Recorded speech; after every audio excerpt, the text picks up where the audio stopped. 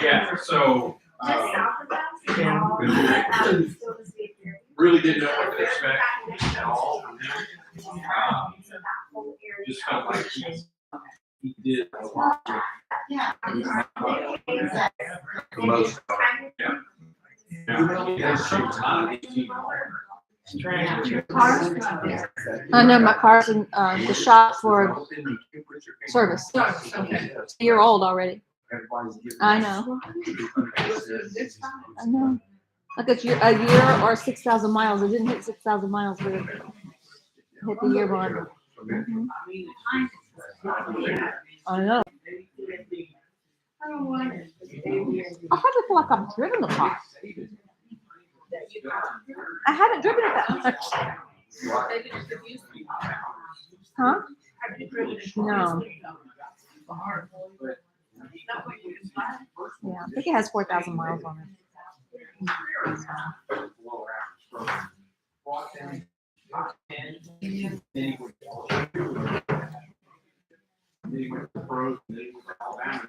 Oh, and now let's see what I got five.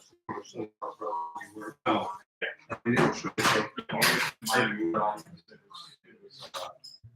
It was, just too good to be true. It was like we had this coaching staff. We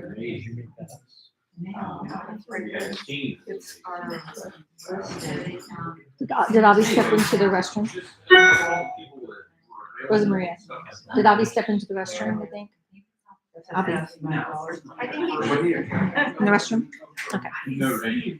Okay. Must have.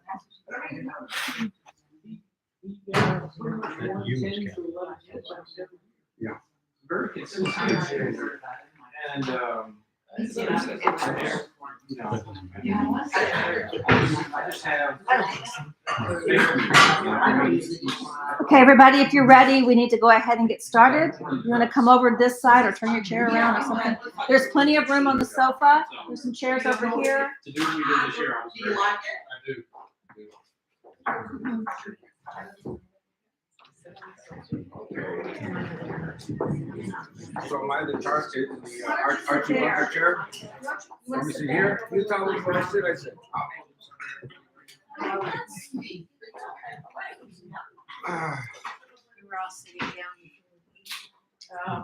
I'll tell you, I have a lot of calories now to come out fire.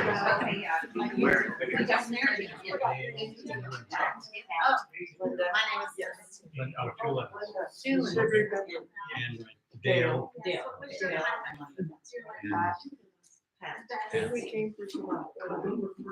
Well, welcome everybody. We're so glad that you came and made your way out on this week hump day, whatever it's called, in the middle of the week. It's always a pleasure to have you in our home, and it's always a pleasure to have Avi here as our guest. Thank you. Pleasure for me to be with you. Well, we appreciate it. So we can't wait what you have to tell us. Avi is gonna, I'm sure, tell you what's been going on in Israel and what he does. Even in the news tonight. Even in the news. So that's how recent everything is coming together. So Avi, we've known you for about what? It's a long time. Actually, I know you when you were at the Nathaniel Center. Right. Several times when you had gone there. Mitch and Rosalie. Yeah, maybe in the early O's or something. Yeah. So anyway, so we've known Avi, but recently really come to love you and Thank just you. Love having you here with us. And I know he's been involved politically over in Israel a lot. And of course, he does a lot of teaching to the Christian community, and really keeps us apprised of what's going on in the Muslim world. So he's written quite a few books. And do you have any books with you tonight? Yes, I have a carry on. Okay, so if you guys are interested in some of his books, I really recommend his books, and you have some DVDs. Some DVDs as well. also, yeah.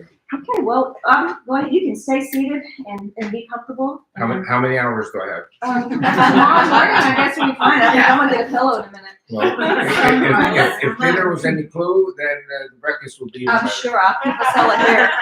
All right. Well, thank you, Avi. Okay. Sure. Here's some extras. I don't want to cost. Ready? Yes, you're live.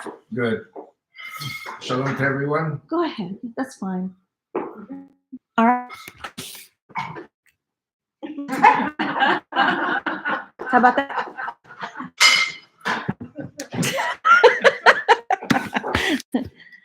There you go. Good. Okay, well, driving here about an hour ago, 2 hours ago, they had some, I won't say breaking news on the Israeli radio, but they said that Netanyahu had a meeting with someone who's the leader of all the ultra-Orthodox parties.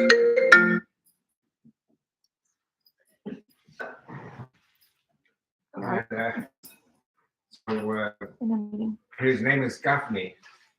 Gafni is the head of the ultra-Orthodox parties, the coalition. And you have to remember that Netanyahu has, the Likud has 30 members of Knesset, and the ultra-Orthodox have 34. And so that's 64 out of 120. And Netanyahu is planning to build his government, his coalition, on the 64. In other words, it's a coalition of religious and nationalist parties. And they had raised their voices at the meeting, it was reported. And Netanyahu wants to go to the president of Israel, Yitzhak Herzog. The president of Israel is a ceremonial position. And to ask the president for an extension of 14 more days to complete the registration of the government. To do that, he needed a member of Knesset Gafni to sign on the dotted line that there's an agreement. Gafni said, well, there is no agreement yet because the Likud has not surrendered to the ideological demands of the ultra-Orthodox. Which are, Which so Netanyahu answered him, if I don't have your signature, then I cannot go to the president. If I cannot go to the president, I will go to the president and tell him that I have failed in forming government and we're going to election. Now, I don't know how much you know about me, but I have won in the last 5 elections in Israel. The party was registered May 15th, the Judeo-Christian Bible Bloc Party. It is so small that nobody knows about us to hate us. But that's going to change. And it's going to change because of Mr. Gafni. Because the ultra-Orthodox, they hate the Messianics, they hate the Christians, but they also hate the American Jews, Reformed, conservative, modern Orthodox, and those Christian spouses that are married to the Jews. We've got 6 million Jews in America and 4 million Christians that the Jews are married to. Now, I don't know how Christian they are, but they're not Jewish according to the rabbis. So our population today in Israel is 7 million Jews and 500,000 Christians. But if the 10 million Jews and Christians are forced to flee from the United States, which I'm expecting, then the population grows from 7 million Jews to 13 million Jews, and from 500,000 Christians to 4.5 million Christians. So the Christian minority will grow, but there's still a Jewish state because the Jews are the majority. Will grow to 17 million. I'm going to talk about the ramifications of the population increase. So the ultra-Orthodox do not want immigration to Israel of Reformed, conservative, and anyone who's not ultra-Orthodox. And I'm going to explain how Israel has developed over the last 100 years so it can become clear that Israel, I hear this about America, that America's on the precipice. Israel also is on the precipice, but for other reasons. And I'm going to talk about America too. Because God is using America in a certain way, and is using Israel in a certain way, I believe, for his purposes. And the ultimate purposes are that the Jews and the Christians will be united, and the Messiah, who is a Jew from Israel who speaks Hebrew, Yes. So the Christians, that's Jesus Christ or Yeshua. I don't know what name you prefer. Yeshua. Yeshua. Mhm. By the way, I have a problem in Canada. Canadians are there any Canadians here? The Canadians are the only people to not witness to me. I welcome witnessing, but Canadians, and why don't I allow Canadians to witness to me? Because they know Yeshua's the Mashiach, and he loves you. So when they say he loves you, I start laughing. And they say, "Are you mocking us?" I said, Anyway, that's one of my Canadian jokes. I go a lot to Canada, so I get these Canadian jokes. I think by the time we get to breakfast, I'll be telling you my Canadian jokes. Okay. It's really very good. So, the Messiah, I believe, is in our time. I think that we are very fortunate to be the generation that will receive him. Mhm. We are this generation that's going to witness many miracles, which may sound completely crazy coming from my mouth right now. But if you are able to see the map and read the map on the wall, you see that these things could happen, and I think they're likely to happen. I can't say for sure anything. I'm just saying I would give perhaps some directions as to where we are all going now.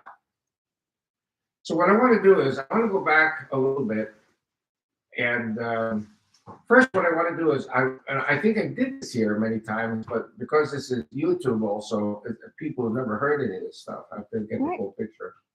I think my breakfast will be okay. Okay.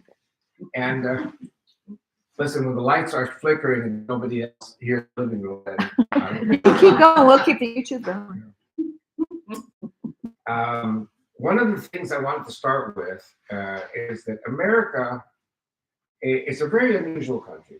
Why do I say that? Because I am a person who believes in what is called Judeo-Christian Western civilization and democracy. This was not something that existed 2,000 years ago. It did not exist 1,000 years ago. It did not exist 500 years ago. And even with the coming of the colonists to the new promised land, which is America, it took centuries for America to grow and develop in the way that I believe God wanted it to happen.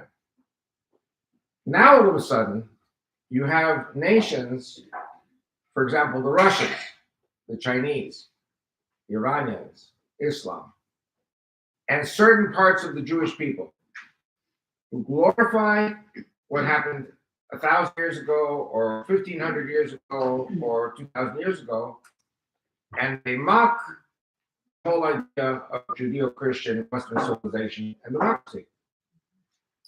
And so what I want to say is, of course, the basis for everything is the Torah, or the Old Testament, followed by the New Testament, which I say is a holy book. It's a Jewish book also. And I will also add that I don't know how many of you studied Greek at any time, but the Greek classical philosophy is something that the rabbis and the early Christian leaders all knew, and they all spoke in that genre of literature. So this is basically the basis of what we call Judeo-Christian civilization. You have to remember also that you have very wonderful civilizations out there, like the Hindus and the Buddhists, and they have a different civilization. I'm talking about the 2 billion people on the face of the earth that are either Jewish or Christian. Of course, Jews are up to maybe 18 million. 2 billion are Christian. So we have in common the same God, the same Bible, and the Messiah is a Jew. This is something that, with all due respect, I love the Hindus, and I love the Buddhists, and I love all the different nations on the earth. They don't have. Now, the New Testament pretty much was compiled, I think, around 50, 60 AD. Some of the books came later. The Mishnah, which is Jewish interpretation of the Bible, came out in the year 200 AD. And Talmud came out in 500 AD. And Islam, which is very, very much based on a rabbi, Obadiah ben Shalom, who was kidnapped by the Muslims and forced to write together with a Christian priest, Sergius Bukhara, and I cover this in my book, Islam Prophesied in Genesis. A lot of what you find in the Quran is derived from the New Testament, Old Testament, and the Talmud. One of the famous quotes from the Talmud that the Muslims adopted with a vengeance is that the voice of women is lewdness. In other words, for that reason, the rabbi said this, and the Muhammad adopted it. Women are not to be seen or heard. Women are to be hidden away. And for example, in synagogue, you are not supposed to hear women singing, because obviously men go nuts when they hear a woman singing, because a woman's voice is lewdness. I mean, this is what the rabbi said 1,500 years ago, 1,600 years ago. There are many other things in Islam that come directly from the Talmud, because the rabbi who wrote the Talmud was a Talmudist rabbi 100 years after the Talmud was compiled. And you have to understand, today you think about the Talmud, and it is an old-fashioned book representing old-fashioned ideas. But if the Talmud was coined in 500 AD, and Muhammad started Islam in 622 AD, then that book has just come out. Okay. You all know that there was one church until 1053, and the split between Byzantium and Rome. So this was the beginning of something which we see happening later.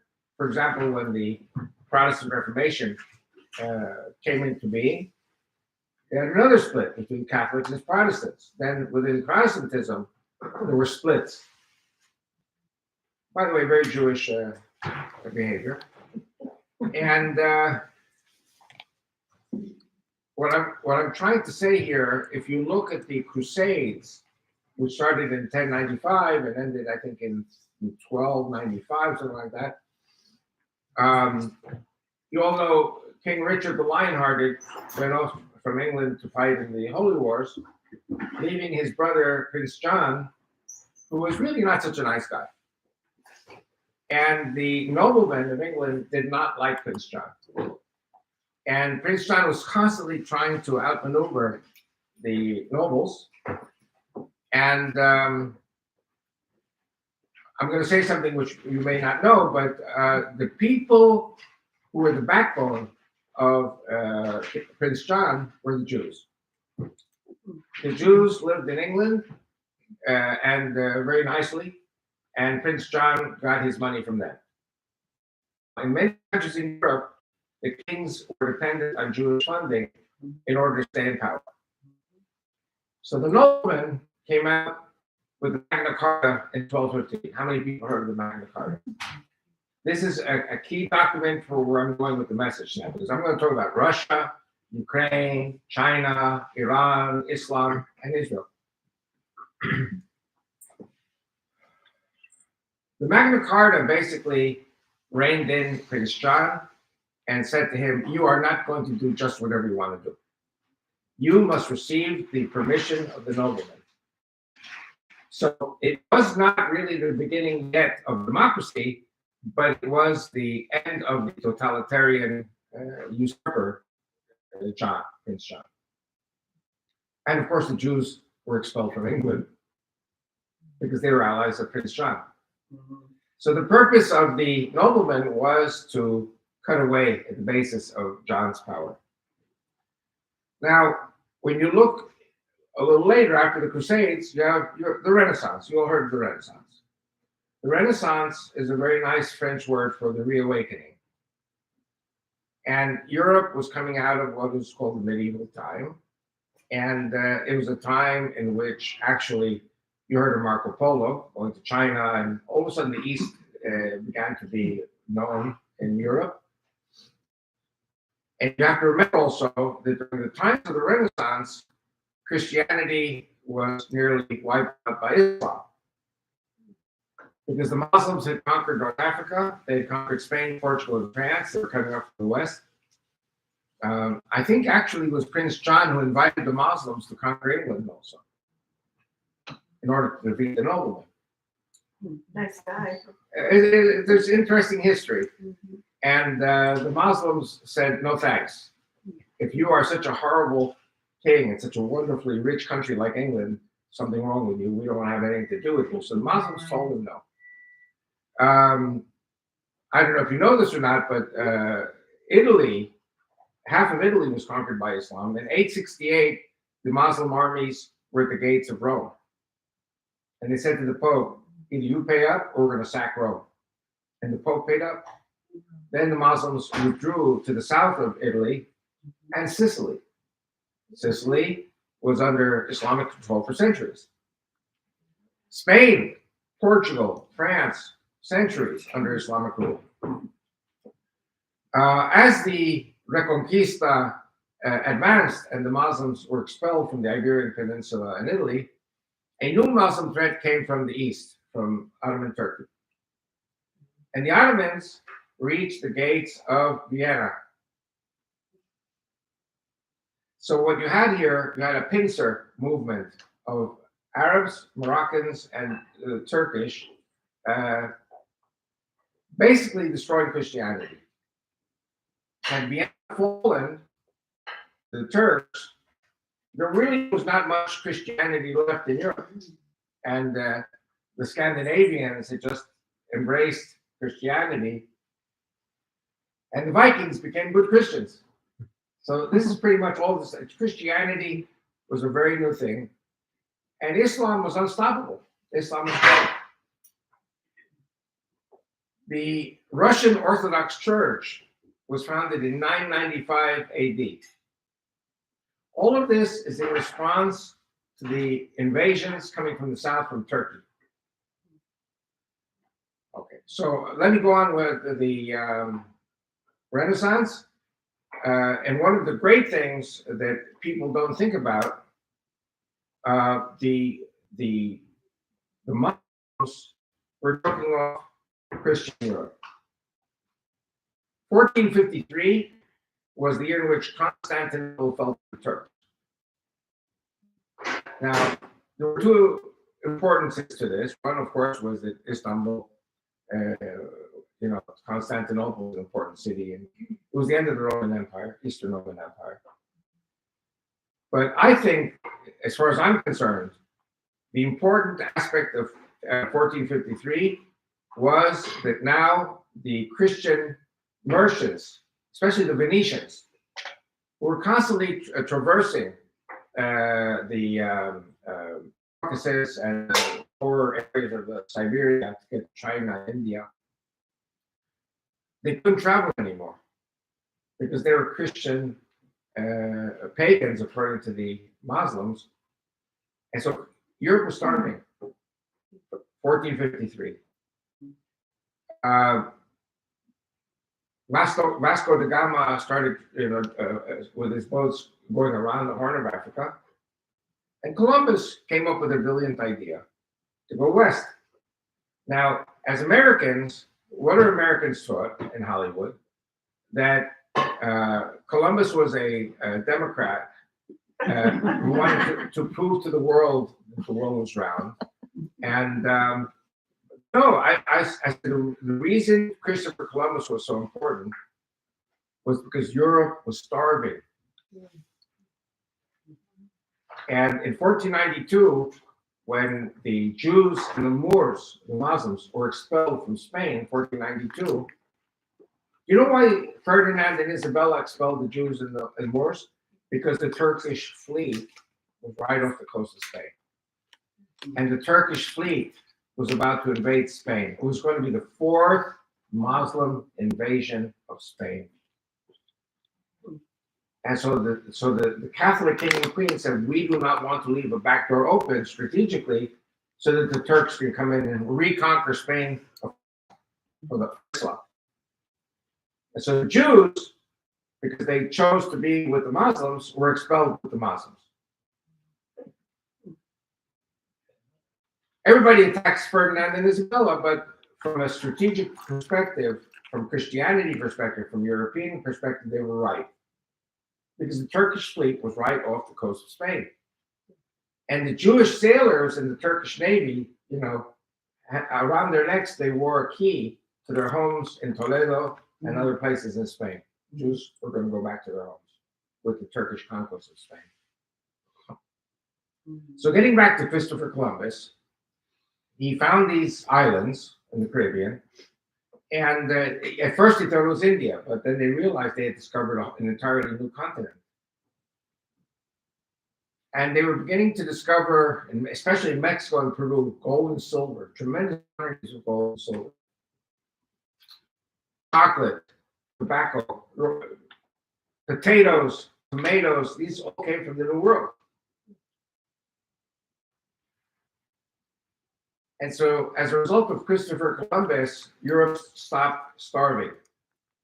All of a sudden, Columbus and the Portuguese discoverers and the English discoverers and the Dutch discoverers were sending all this wealth back to Europe. And Christianity was being strengthened by the found wealth of the new territories. Now, of course, it was horrible that the Native Americans were wiped out terribly by sickness and by the conquistadores and by the northern European peoples that came. It was horrible that slavery was brought into the United States. By the way, slavery was a regular thing in Africa and in the United States and in Latin America at that time. I'm going to get to slavery because slavery is also one of the great advances that we see from Western civilization and democracy, initiated by the United States.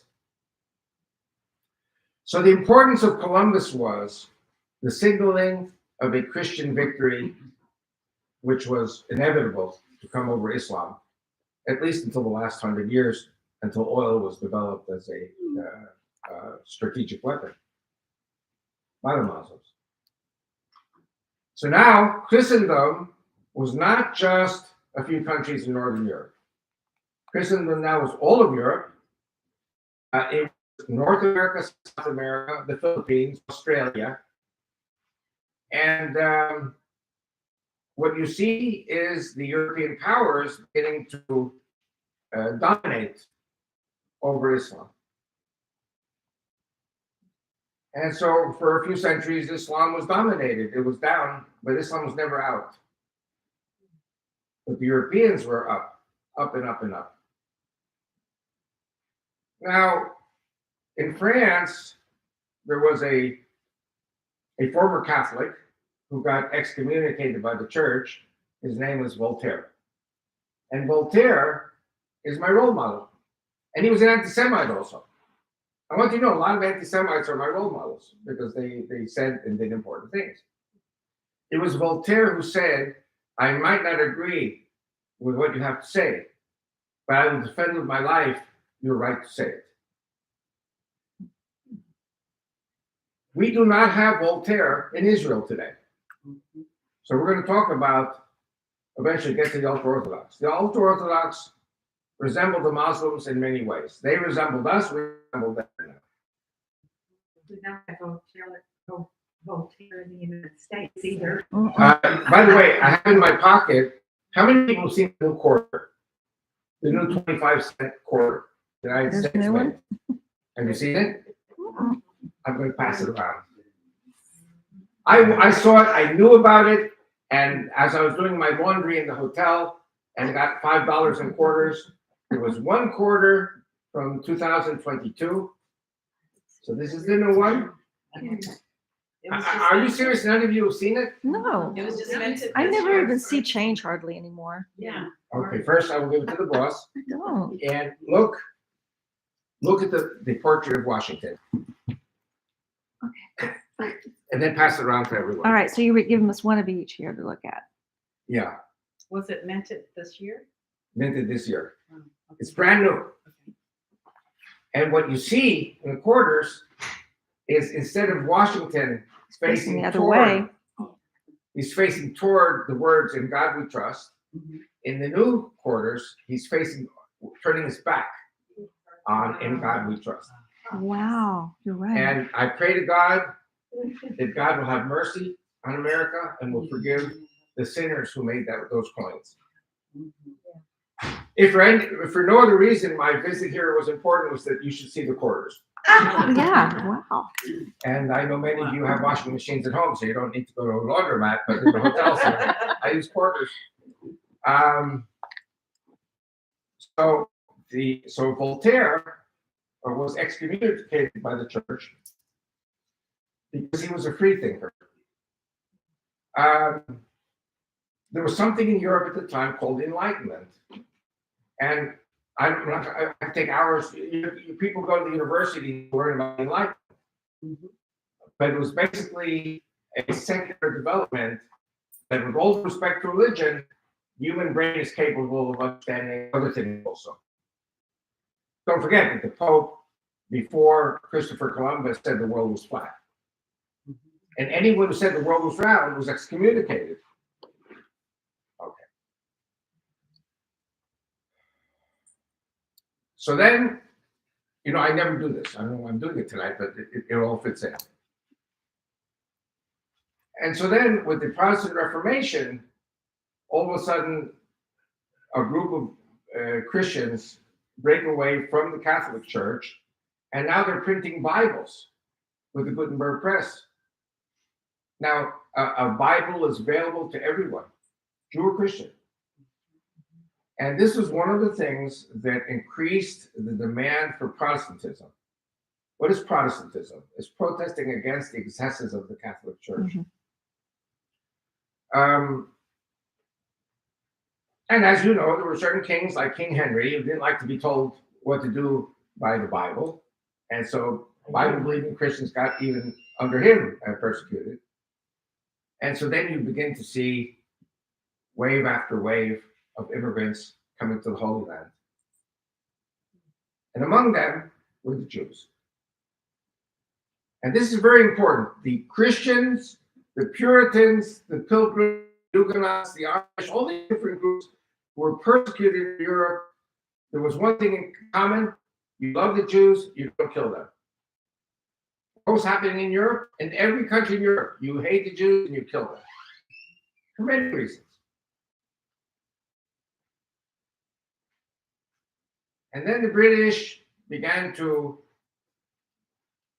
I don't say force, but American colonists had to be in the British Army, serve the crown. They had to pay taxes. They had to fight the Indians, the Indian Wars, fight the French.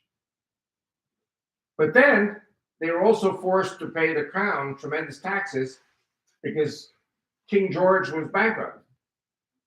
England was bankrupt. And so the colonists said, okay, we're ready to pay taxes, but we want to be represented in Parliament. If we are an extension of England, we should be in the Parliament. That would accept. What I just said is very important because we have in Israel Christians, 500,000 of them, almost 600,000. They serve in the army, they pay taxes, they vote, and they're married to us. But there's not even one in our Knesset, in our Congress. It's exactly what the colonists were facing when they rebelled against King George. The American Revolution was primarily about no taxation without representation. And when the colonists complained, King George slapped down on them more punishment until the thing exploded. This is what we are going to be facing in Israel with the rabbis. Because the rabbis think that Netanyahu is their private property. And they are going to pass laws, in my opinion, draconic laws of the ultra-Orthodox. They're going to pass laws, the majority, at this moment, the majority in Israel are not Orthodox. It's close to 50-50. But with the way the ultra-Orthodox are reproducing, in another 20 years, the majority of the Israelis will be ultra-Orthodox. Unless 10 million Jews and Christians move to Israel from the United States and from the West. That's what they're afraid of. They want to make sure that Reform, conservative, liberal Jews do not move to Israel. But God, I believe, is preparing a civil war or a kind of chaos in America in which the Jews will have to flee. And if the Jews are married to Christians, then the Christians are not going to be left behind. They have to come with the Jews to Israel.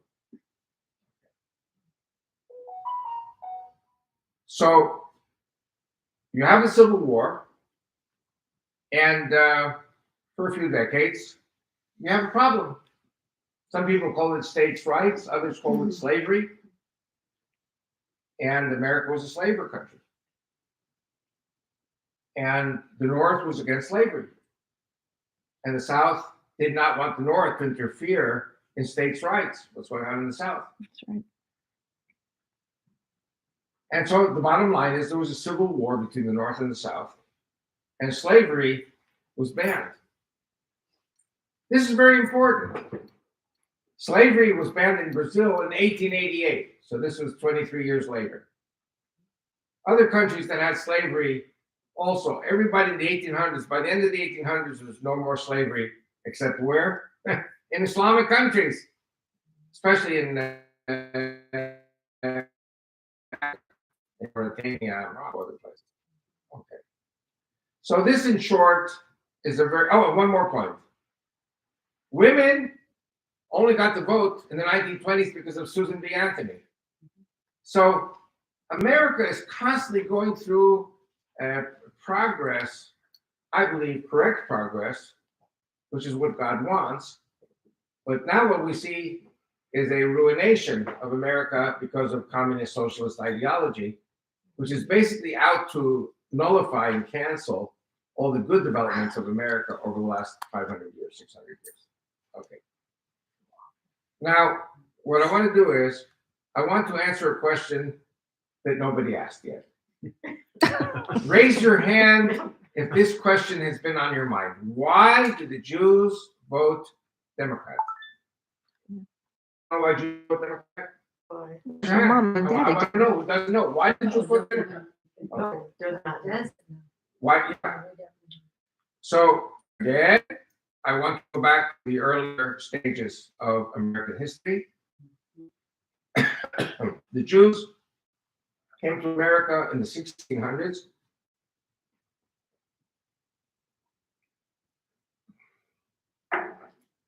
Because European Christianity was not friendly to the Jews.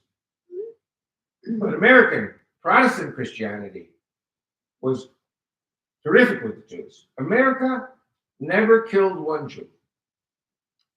And so you see, New Amsterdam is now New York, but it was once a Dutch colony. I don't know if you learned the name Peter Stuyvesant. Peter Stuyvesant was a Dutch colonial leader. Of course, the British eventually pushed him out. And there was a nice Jewish community where in Brooklyn, where else? And in Manhattan. You had a Jewish community in Providence, Rhode Island, Charleston, South Carolina, and Savannah, Georgia. You had 4 Jewish communities in the 1600s. The American Civil War, the American Revolutionary War, excuse me, 2 very important points. One is in August or September 1777, Yom Kippur, the holiest day in the Jewish calendar. And General George Washington comes to the Jewish community in Philadelphia and says, the American Revolution is bankrupt. If you Jews don't go home and bring all your gold, you will all be hanged and we will all be hanged by the British.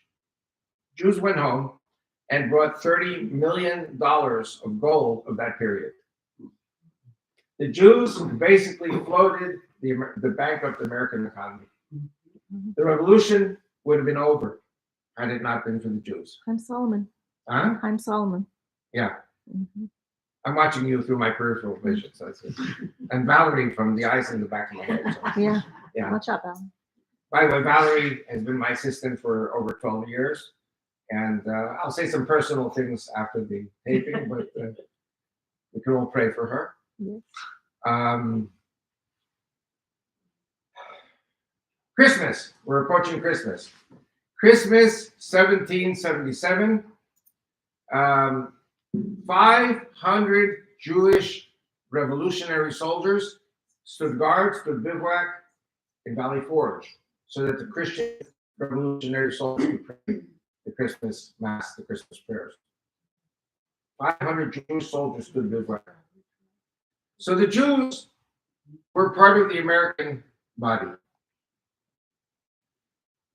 American Civil War, and I know I have to be very careful not to overdo it, because I am a Civil War buff. You know, Civil War buff says it doesn't matter who's right and who's wrong. You appreciate the valor and the heroism of the North and South generals and soldiers who fought, because it's part of American history.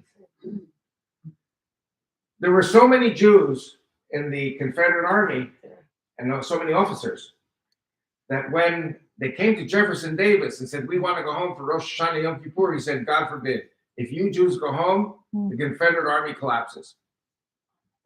So the Confederate Army lasted 4 years because of the Jews also. The vice president of the Confederacy was Judah Benjamin, and he was treasurer. You know, the North had all the industry, the South is agriculture. Where did they come from? Did they come from Eastern Europe? I mean, or Portugal, or I think mostly from Portugal, but I have to tell you, I spent the Sabbath in Charleston with a Jewish family that has been there 11 generations. And they were in the American Revolutionary War. Wow. Again, the earliest immigrants came from Spanish, Portuguese converts who returned to Judaism. Didn't they come from Germany too? That's in the 1800s. When you look at San Antonio, you've got like a town called Bernie. Bernie was a Jew, but he converted to Christianity in Germany to escape persecution.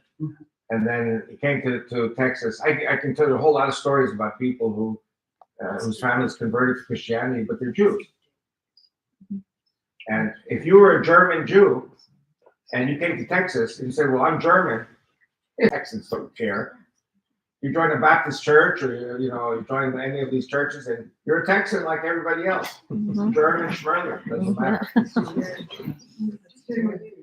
Do any of you know Sam Peake?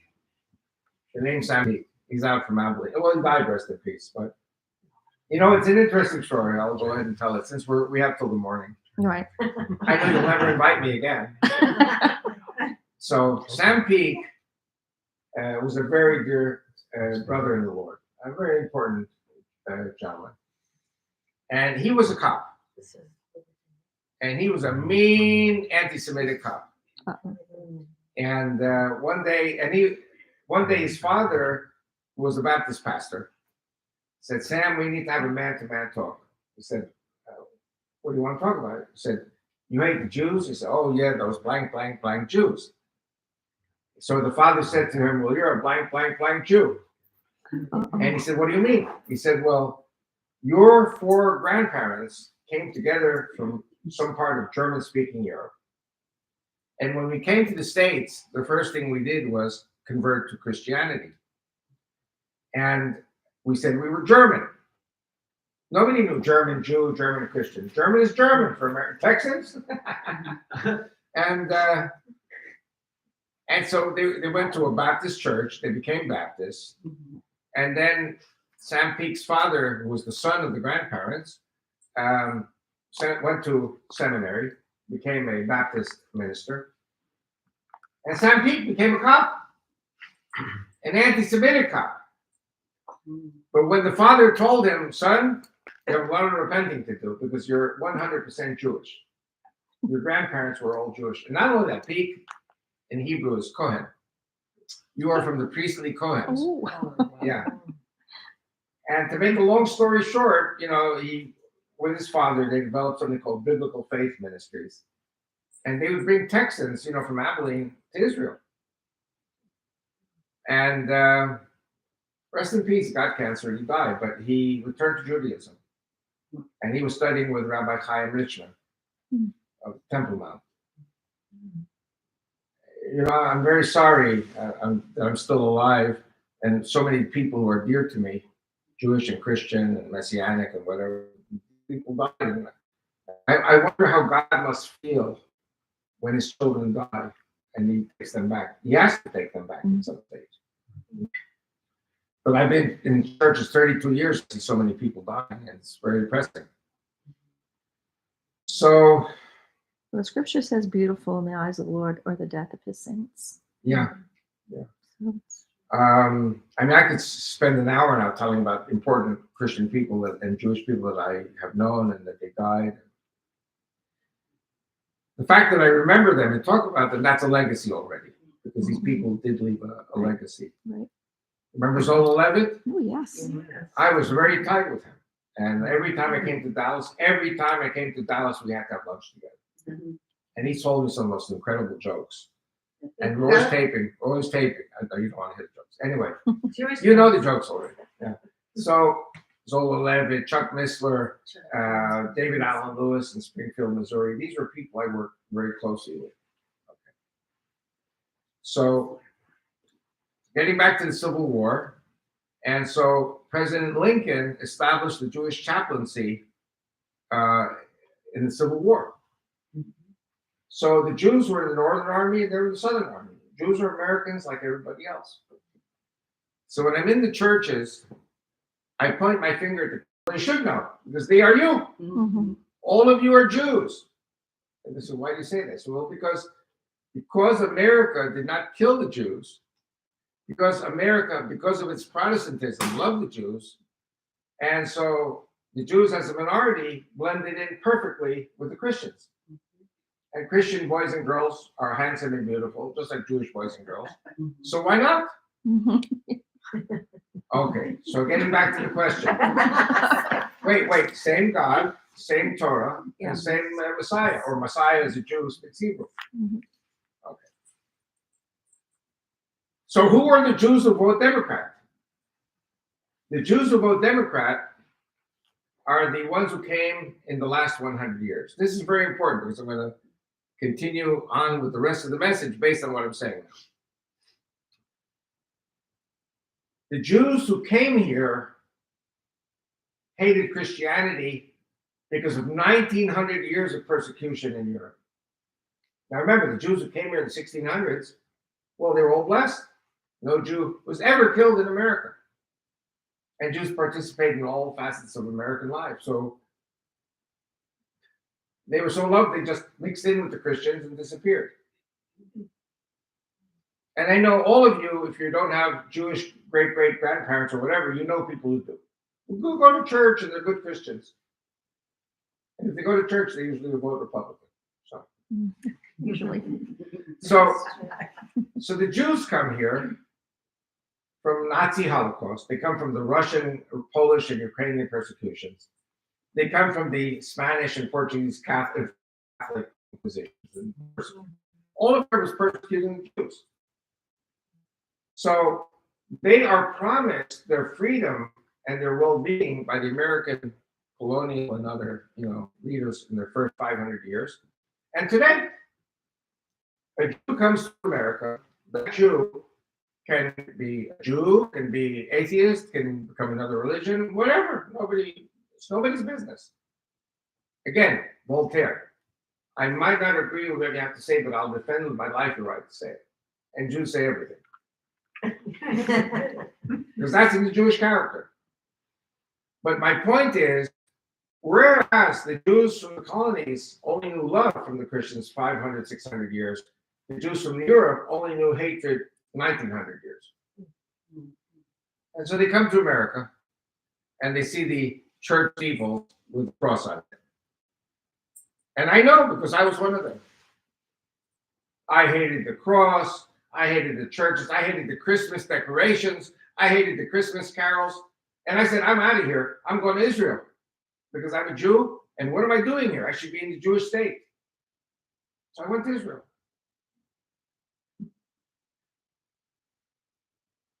Then I went through certain things in Israel. Oh, well, I have to tell you about my wife because this is important also. And what year did you go? To Israel, I was 19. It was 1968. Okay. You went to America from where? No, I was born in America. Oh, you were born here. My parents came from Argentina. Okay.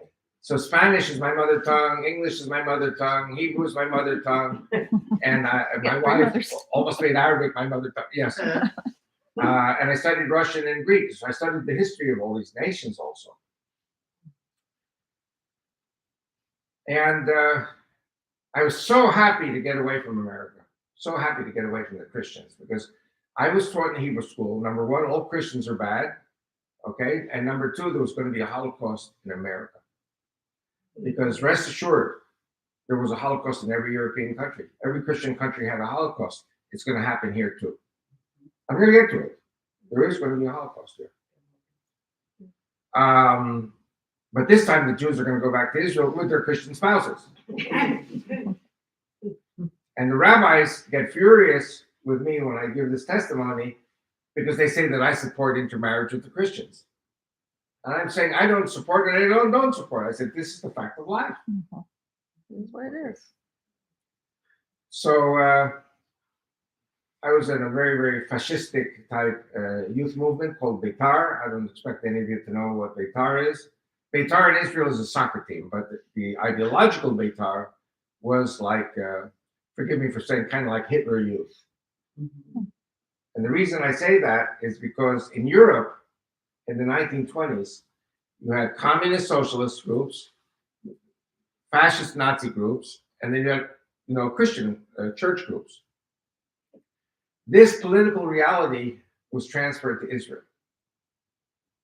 And so I belonged to socialists when I went there. So I was wearing my dark blue shirt. The Nazis had the brown shirts, the Italians had the black shirts, and we had the blue shirts. And I was wearing my light blue tie and had this cap and had braids and epaulets, and it looked like super fascist out of a movie. And I get on a bus after one of my youth movement activities, and I get on a bus. The bus is full of students. It was Friday afternoon before Shabbat, and all the students were with their shopping bags because they all went to the supermarket to buy food for the Shabbat. And these were new immigrants, mostly from Argentina. Now, what was happening in 1970 in Argentina? The military dictators would kidnap Jewish boys and girls who were known as socialists, communists, take them out in military transports over the Atlantic Ocean and shove them into the out of the plane. 30,000 young kids disappeared under the military dictatorship in Argentina. So the kids who were on that bus were kids who escaped from Argentina. The parents put them on the plane, go to Israel. Here you're going to die. The generalissimos are going to kill you. So I get on the bus with my fascist uniform, and they're communists. And it's like we were in the 1920s. And they start cursing my mother in Argentine Spanish. And Argentine Spanish is my mother tongue. So I turn around and my eyes fall on Rachel, my wife to be. And it was hate at first sight. And I start yelling at her in Spanish. Why is she saying these things? Isn't she ashamed? No tienes vergüenza. And she says, I don't know what's going on, but I'm not Argentine. I'm not with this group. I'm from Egypt. So you're from Egypt, you're not from Argentina. And she spoke to me in English, not Spanish. So I said, Idiota. You're yelling at the wrong person. I said, are you really from Egypt? Yes. When did you come? 3 weeks ago. From Egypt? Yes. Can I interview you? Because I had a newspaper in college in 1970. Okay. So I carried her bags. Is she Jewish? Yes. She's a Jew from Egypt. They were expelled from Egypt. She was the last group of Jews who left Egypt. So I carried her bags to her dorm room, and we got married. And that was indeed a divine appointment, because if you get on a bus, if you're a man, you start yelling at some woman, you get arrested for harassment. And anyway, so I said, okay, make me a cup of coffee. In 5 minutes, there was a table full of food. I don't know how she did it, but in Arabic, it's called a mazza, and in Greek, meze. It means all these little plates with delicacy. I don't know how she did it. I said, that's the one. So I take out my notebook and I start writing. Okay, I'm going to ask you my first question. She says, no, she says, I'm going to ask you a question first. This is my wife, You think she lets me talk first? She has to talk. And she says, are you crazy? The first thing My wife said, I mean, this was kind of like a date, you know. Yeah. Are you crazy? Why am I crazy? Why did you leave America? You have to be crazy to leave America. America's the greatest country on earth. America has peace and prosperity, and here in Israel we're in a constant war. You left your mom and dad to come here to Israel. I said, yes, because the Goyim hate us. How many people know the word Goyim? Goyim Everybody. in English is Gentiles. Gentiles. I said, because the Goyim hate us. That's what I was taught in Hebrew school. In America, you're a Jew or you're a Goy. You're a Jew or you're a Christian. So she says to me, and who are the Goyim? I said, the Christians. She said to me, are you saying the Christians are Gentiles? How many people here go to church say we're Gentiles? We're not. Okay. We're not. Yeah, you have your group well trained. That's good. Mhm. I get a lot of shock from people who are uninitiated. She said to me, you're saying that Christians are Gentiles? Well, not only are you crazy, she said to me, you don't know anything. Do you realize 50 years, we're married 50 years? She says to me, I'm crazy, I don't know anything. Very first day. She said, Christians are not Gentiles. Get it in your thick head. The Muslims are the Gentiles. I said, but we're taught in Hebrew school, the Muslims were the allies in Spain in 1492. They're the good guys, and the Christians are the bad guys. Catholics. This was in 1960, 1970. 70, you were taught. January 14th, No, when you 1970. were taught that in Hebrew school. 60s. And not an Orthodox synagogue, it was conservative, liberal. That the Christians are all bad and there's going to be a Holocaust. So I said, why am I staying here in America? I went to Israel.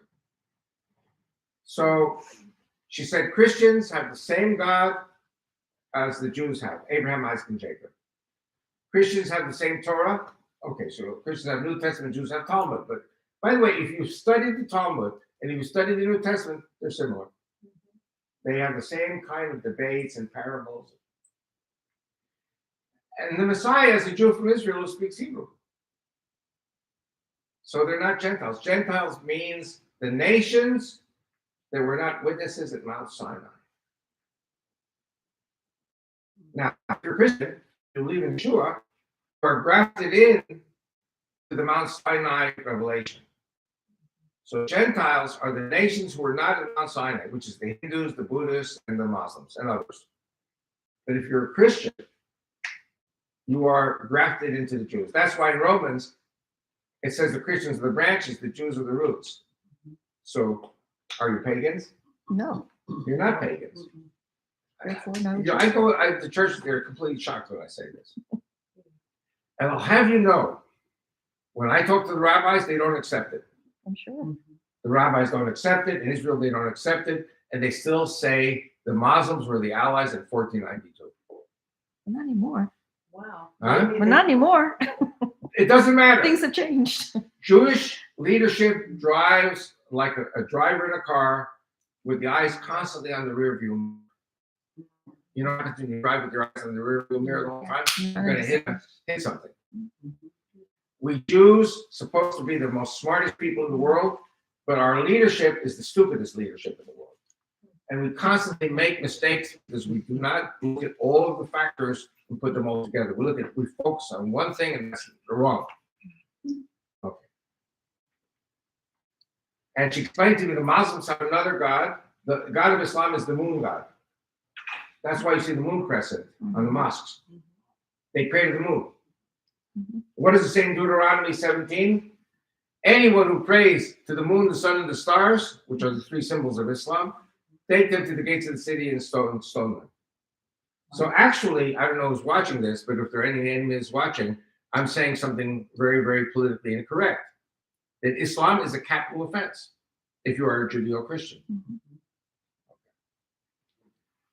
So they have another God, the moon god, the war god, the sword god, and when they pray and they say Allahu Akbar does not mean Allah is great.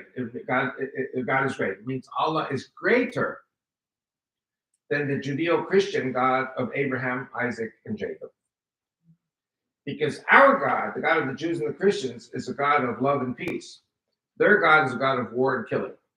and their symbol is the sword. You look at the Saudi sword. I got into trouble. I won't say with which church. It wasn't in Texas. And I said to the pastor, that Saudi flag comes down. And all the flags of the world. He said, no, we have ministry to all the countries. I said, that flag says there is no God but Allah, and Muhammad is his prophet, and there's a sword underneath it, the Saudi flag. And he got thrown out of the church. But I'm just saying, you don't mess with God's word,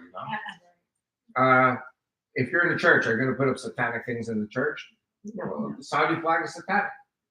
Okay. And so they have another book called the Quran, and the Quran was written by a rabbi and a priest. How many people know the Quran was written by a rabbi and a priest? Mhm.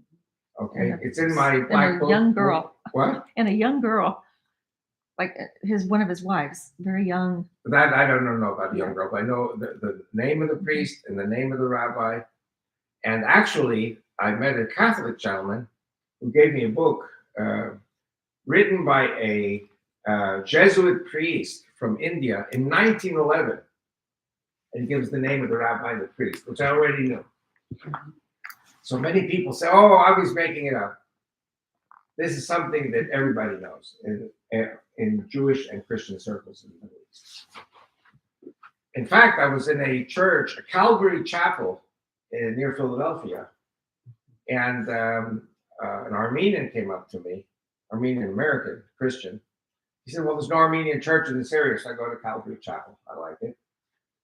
But I got very emotional when he spoke about the Armenian priest, because we have, I don't know if I ever told you this, we have in the Armenian church every year, we have the day of commemoration of the killing of the Armenian priest who wrote the Quran.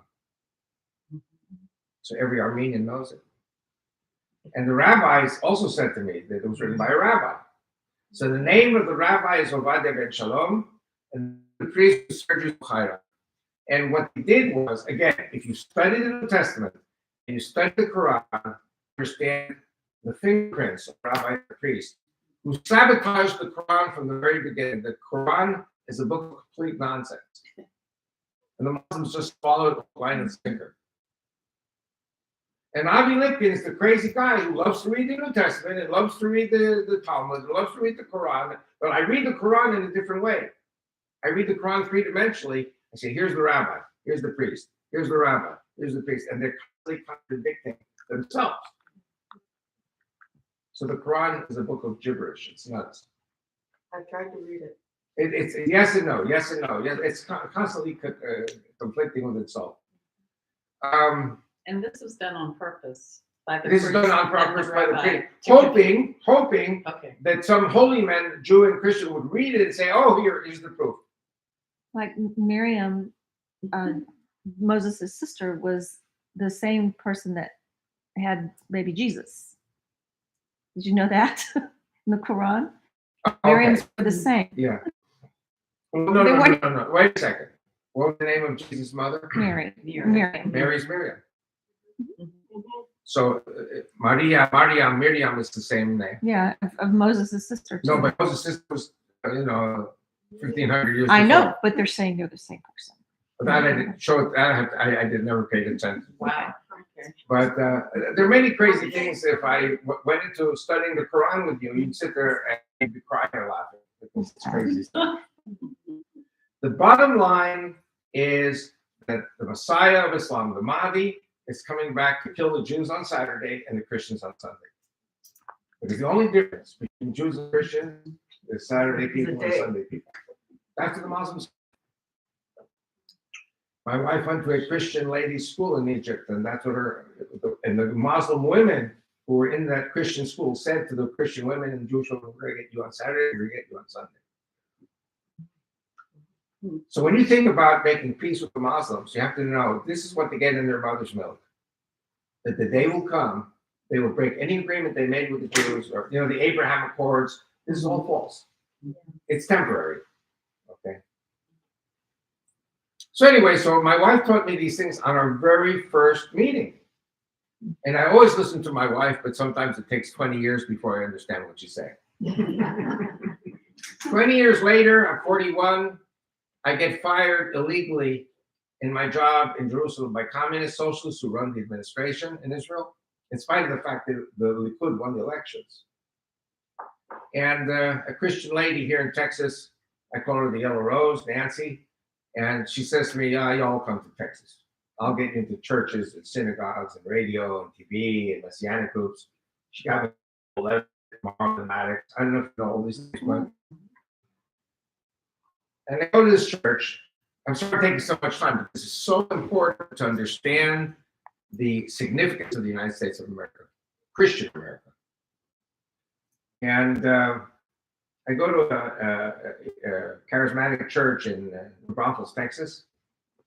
And, you know, I come in with my yarmulke on, and, you know, in the church, the first row is always roped off, reserved, you know, for special guests. I got the best seat in the church. And I'm standing there, and I'm smiling and having a good time, and everyone's praise worshiping, and their hands are in the air. All of a sudden, everybody's falling to the ground. I say, is there some kind of a plague here? I mean, a Jew who has not been prepared for this, that's what he thinks. And then they cover up the women with towels. I never understood the towel was. And then about 5-10 minutes, there was a miracle in the church. Everyone got up again. I said to myself, wow, what a church. They had a plague, they had a miracle. And they're all recovered. And they're all recovered. And then the pastor gets up and he starts preaching about Israel. And everyone's crying. 400 people in that church. And you had white people, you had black people, you had Native Americans, you had Tex-Mex, and you're all holding hands and praising and worshiping the Lord. I said, That's right. this is the real America.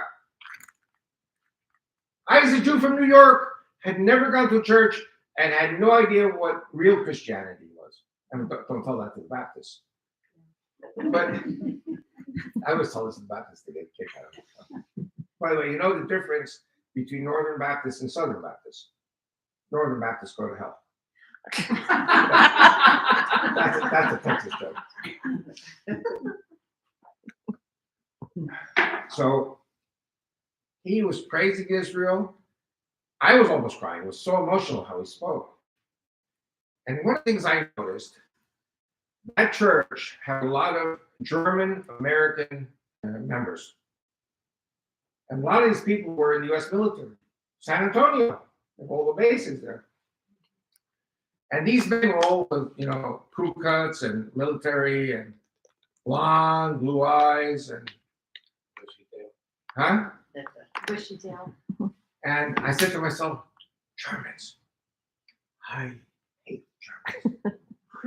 And, but I could see the tears streaming down their faces. Tears of love, repentance.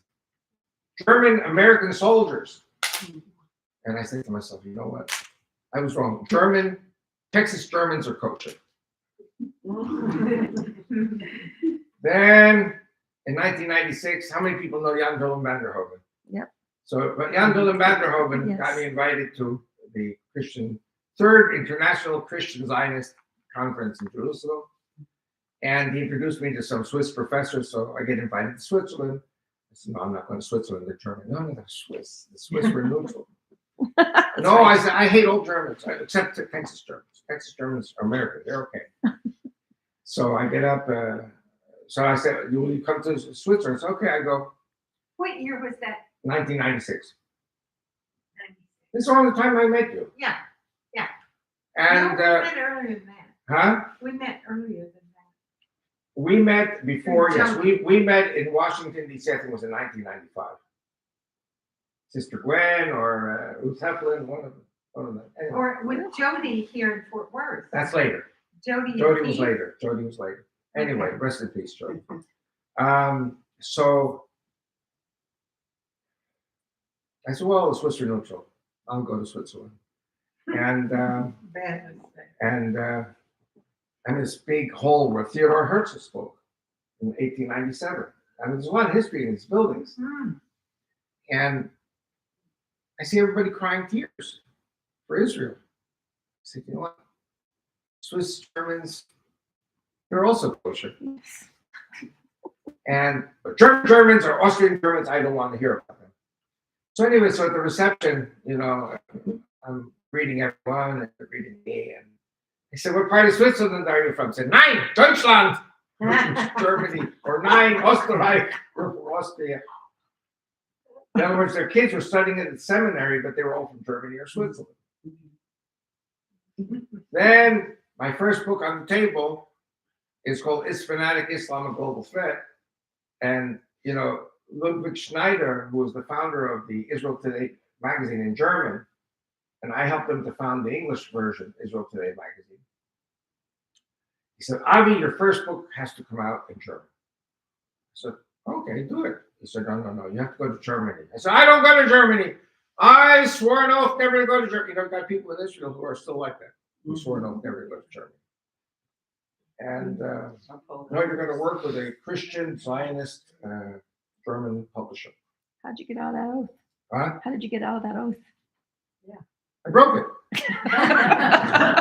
And so I didn't want to go to Germany. I said, no. Ludwig Schneider said to me, you have to understand something. Friedrich Hensler, the name of the company is called Hensler Verlag, Hensler Publishing. He was a young kid in World War II, 16 years old, and the German army mobilized him to the Russian front. This is towards the end of the war. 16-year-old, they gave him a gun, they sent him to the Russian front. So one day they said, Hensler, get your gun, we're going to the forest shooting. So he took his gun, went into the forest, and they came to a clearing, and there were naked women and children about to be shot into trenches. Mm-hmm. And he stood there in the firing squad and said, Jesus Christ, if you are really there, please don't let me kill the Jews. And all of a sudden, the firing squad commander said, Hensler, Rouse, out of the firing line. And he did not kill one Jew in World War II.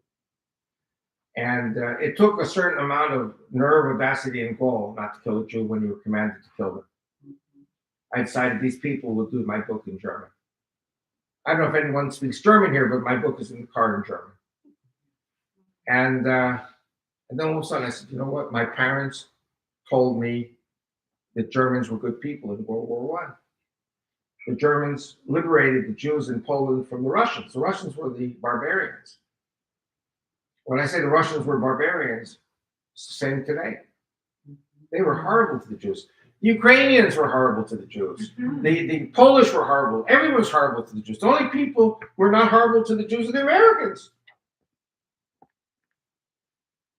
I say to my fellow Jews in America, in Israel, they want to kill me. I say, you need to go to church on Sunday. Why, he's a Jew for Jesus. They got him. I said, I'm not a Jew for Jesus. When you go to church on Sunday, you get to know these people who love us. You feel the love that they have. If you don't go to church, you will think that these are the same Nazis, like Putin says, Ukraine is run by Nazis. What Nazis? There are Nazis everywhere, but Ukraine has a Jewish president. Reznikov is a Jewish defense minister.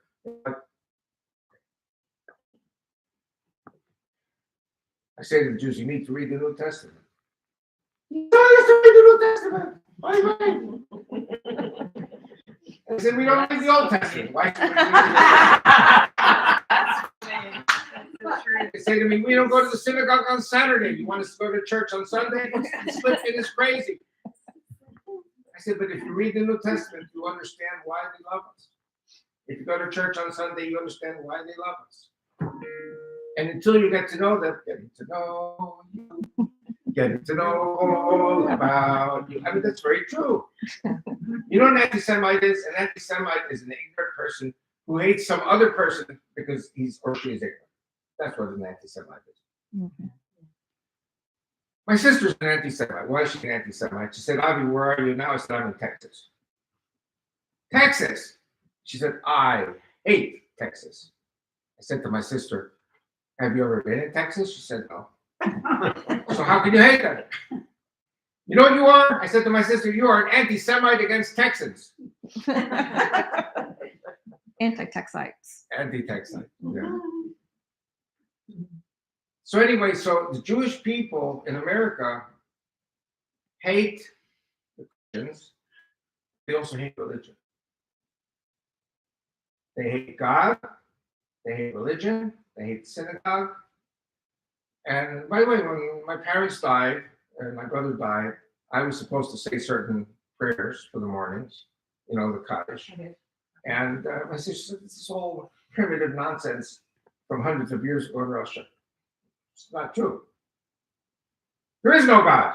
My sister said to me, there is no God. Once my sister and my brother-in-law were very sick, both of them hospitalized. And I said to them, in the presence of my father, rest in peace, I said, I'm going to pray for you. We say in Hebrew, Misha Berach. Misha Berach, he who blessed our fathers, Abraham, Isaac, and Jacob. Don't you dare pray for us. There is no God. It's all superstition. Are you sure? That's all I got. That's what they said to me. I know, but I would say, are you sure? Positive? Yes, they're absolutely sure.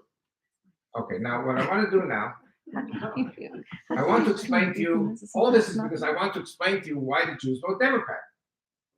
Okay, now, how many people saw Fiddler on the Roof? I would imagine all of you saw Fiddler on the Roof. 30 times. Huh? 30 times.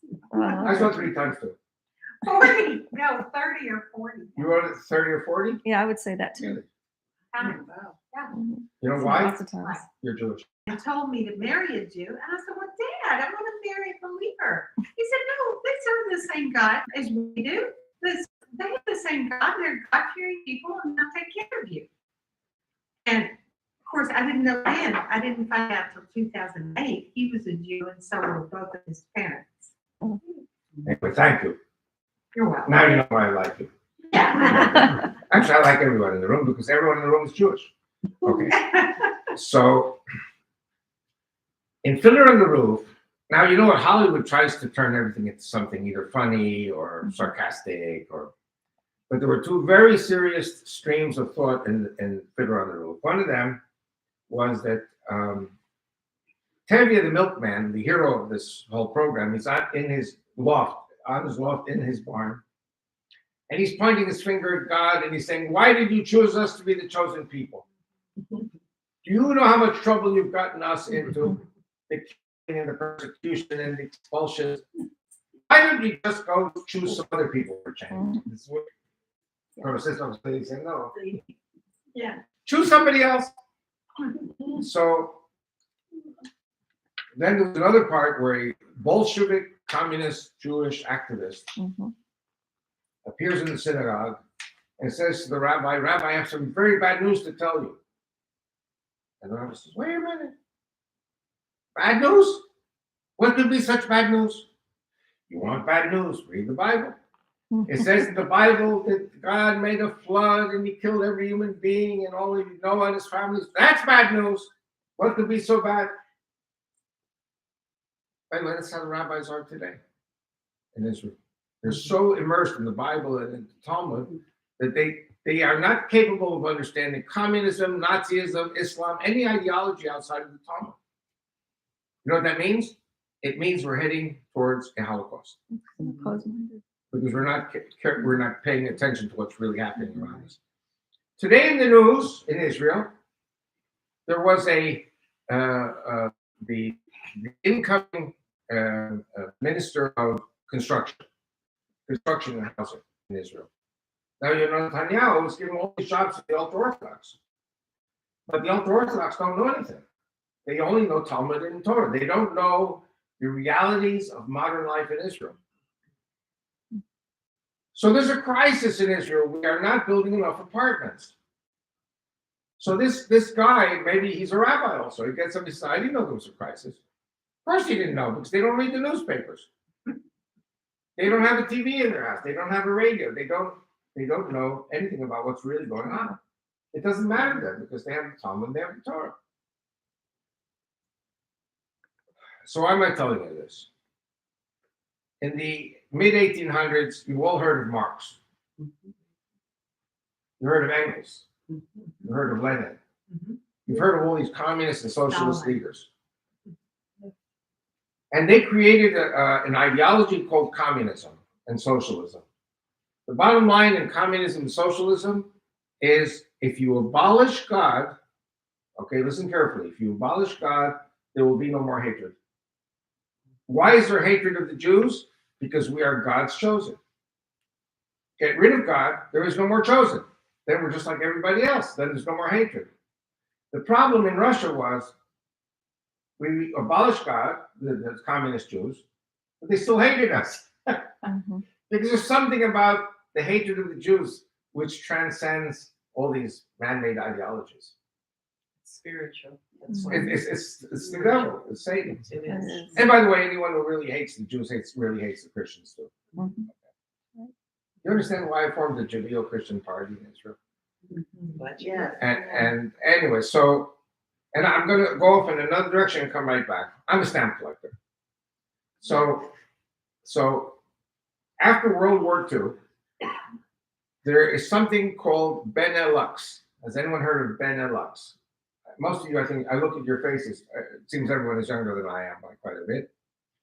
Benelux was a brand new economic agreement between Belgium, Holland, and Luxembourg. And they passed a rule that there was no need anymore to have a passport when you go around these three countries. And their economic plans were to unify the economies. Later, this expanded to the 10-nation common market. We'll heard the common market, I suppose. Then after the common market, it became the European Union, 26 nations. And the most important purpose, listen very carefully, the most important purpose of the European Union is that nations should not lift up sword against fellow nation. In other words, why for 2,000 years have white Christian Europeans been slaughtering each other? White Christian Europeans slaughtering each other 2,000 years. I don't have to give the whole history. You know this. And so the way to prevent European nations from going to war is you abolish God. Christianity is lower now, I think, than in the early stages, 1,000-something years ago. Yeah. The churches are museums. Churches are museums. No, the churches are mosques. Yeah. Or They buy out the church to make or them soap mosques. factories. But the point I'm saying is the Jews in Europe came out of Russia, Poland, and these countries. Some of them, of course, remained ultra-Orthodox. Most of them were killed by Hitler, but then now they're making a rebound in Israel through political agreements. We're going to get to all this. But many Jews who left Europe and came to America came here, and in spite of America loving the Jews, they still hate the Christians because of what they had in Europe. It's like if you shoot a deer and the deer doesn't die, that deer will never come close to a human being again. So the Jews don't want to get close to the Christians. They will not go to a church to see what's going on inside of the church. They will not read the New Testament to understand what makes Christians tick. I moved to Israel, and I have a whole life story I could tell also, but tonight is not the night. But the bottom line is, I discovered that the Jews in Israel do not know who the Christians are. I discovered that because I'm an American-born English speaker, that I can do something for Israel that nobody else can do. That's why I'm here traveling all over. I just came back from Seattle yesterday. I went to Seattle and I went to Odessa for 2 meetings. I went to Hempstead, Texas, near Houston, for one meeting. I'm crazy. I got 4 hours speaking, 4 hours back.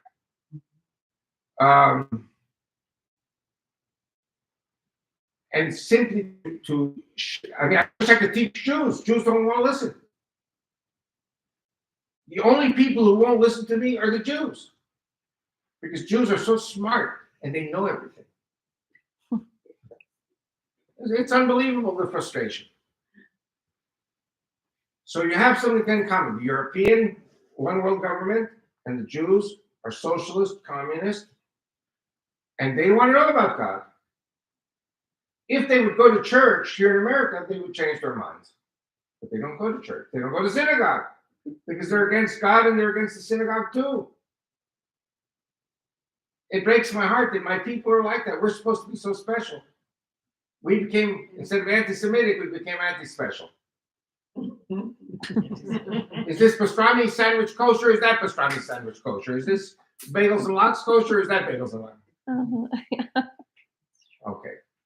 So now I'm going to go a little bit into the Russian Revolution. And, You know, the Russians had their Bolshevik Revolution in 1917. Very, very bitter war. I don't know if millions died, but hundreds of thousands died. Later, millions died. And the Bolsheviks developed an ideology of how to conquer the world. And what they did was they sent their Bolshevik communist professors to Leipzig in Germany and to Frankfurt. As a result, you may have heard of the Leipzig School and the Frankfurt School. The purpose of these two schools in Germany was to prepare for the eventual communization of Germany. Take over the universities, indoctrinate the young people, because the future, young people are the future. And Hitler came to power. So these professors had to flee. Where did they flee to? America. These communists have been dominating American universities for 100 years now. Yeah. We're talking about many generations of American students who have been indoctrinated to hate God, Mhm. hate religion, hate Christianity, Question their parents. question their parents, hate America, Mhm. hate. You know who's to blame? The churches. Yeah. Because the churches are not confronting this. And everything I say in my meetings is the churches have to confront. And if they just want to be politically correct and keep their 501c3s, then America's finished.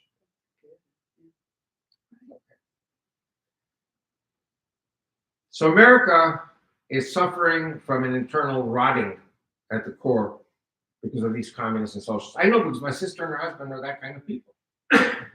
America has to be changed. Remember when Obama got elected, he said, change. Mhm. Yes, we can. Fundamentally changed. Yeah. But yeah, He never told us what to, though, to Islam, until later. We're not a Christian country. to Islam. So Yeah, well, what's he's the happening Messiah. is America is rapidly sliding downhill. And I don't know how much of a difference I can make as a human being. I know that I'm here because God has me here and I have to support my family. And then now later I have to support the party that I've created. And we haven't even gotten to the party yet. But Israel also suffers from a communist socialist ideology that has infiltrated Israel from day one. Do you think it's as bad as America, though? What? Do you think it's as bad in Israel as it is here? Yes. It is. You may feel here in America there's the beginning of a Christian revival. I think there is the beginning of a Christian revival. At the same In time. Israel, it's a revival of ultra-Orthodox Jews. Okay. And we'll get to how that was arranged. Ultra. Ultra-Orthodox. How about the Orthodox? They're okay. I mean, some of them are also kind of strange. I know, but are they growing? Are they They're growing also. okay? What population I is relate to them shrinking? better. Now listen carefully. The population in Israel that is shrinking is the socialist, communist, LGBT, because they don't have children. They're shrinking size-wise. Size-wise, they're shrinking. Are their voices getting louder, though? And they are losing power. Okay, good. And they're being good but not good. Maybe that I know, but maybe that's the way they destroy themselves. They shoot Okay. themselves in the foot. Yeah, The problem is if everybody shoots themselves in the feet, there's a problem. nobody So- can walk. So American Jews vote Democrat because American Jews still have the stigma of what happened in Europe. And because they don't go to church, they still hate the Christians violently. And they hate the conservatives because conservatives are Christian. And the reason I'm conservative today, not Democrat, is because I went to 1,000 churches and I see that this is what should be and not what the Jews are saying. We don't go to synagogue and we don't go to church. Yeah. We don't do anything. And one of the reasons I love the Messianics is because the Messianics are Jews, I mean, those who are Jewish Messianic, who have abandoned Judaism, but then they come back thanks to the Christianity. Mhm. Christianity makes them God-loving people again. Okay. So now you understand why the Jews vote Democrat. Okay. I'm going to come to a conclusion of this specific part before I go into Israel. And I mentioned this last time I was here about my lunch with a neo-Nazi. Remember that? Yes, I remember. How many people remember I spoke about the neo-Nazi? 2, 3. Mhm. Okay. I'm in Florida, in a place called the Villages. And I've spoken there. And a lady, a very sweet young lady, says to me, there's someone who really wants to meet you. I said, okay. So we go to a restaurant. And we're there for like 2 hours. It was a very leisurely day. Mhm. And we're just talking and talking. We're talking about UFOs. We're talking about all kinds of conspiracy theories. It's like it was an intellectually stimulating meeting. And then all of a sudden he says to me, what do you think about the killing of George Floyd? You remember the killing of George Yes. Floyd by the police officers? I said, well, he was a criminal. He should have been in jail, but they shouldn't have killed him. Right. So he went like that. Then he said, what do you think about defund the police? And I said, well, defund the police is horrible because you're going to have more killing and more crime and more chaos. He was going like this. Yeah. Cancel. And so I said, why do you say no? He said, defund the police is wonderful. I said, why is defund the police wonderful? He said, because our militias, I'm one of the militia people. Our militias had 3 million people before the killing of George Floyd. After the killing of George Floyd, we are now at 30 million militia members. And the first thing we're going to do is kill the Jews. Because the Jews are Bolshevik communists.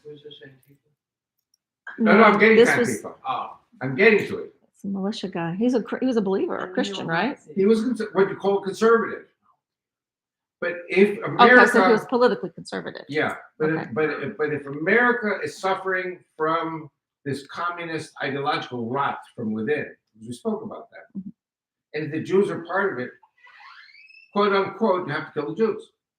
That's what he felt. Zionist. And all of a sudden, I thought to myself, you know what? This reminds me of the 1920s and 1930s in Europe, where either you were a communist or you were a Nazi or a fascist. I'm not defending Hitler. I'm just saying certain countries went communist, certain countries went fascist. Italy went fascist. Fascist means nationalist. Mhm. When they talk about Israel, I'm going to come back to this again. I remember, I think it was when Obama was elected, 75% of the Jews voted for Obama. Then with Trump, 70% voted for Biden. And now in the midterms, 67% of the Jews voted for the Democrats. In other words, 36% voted Republican.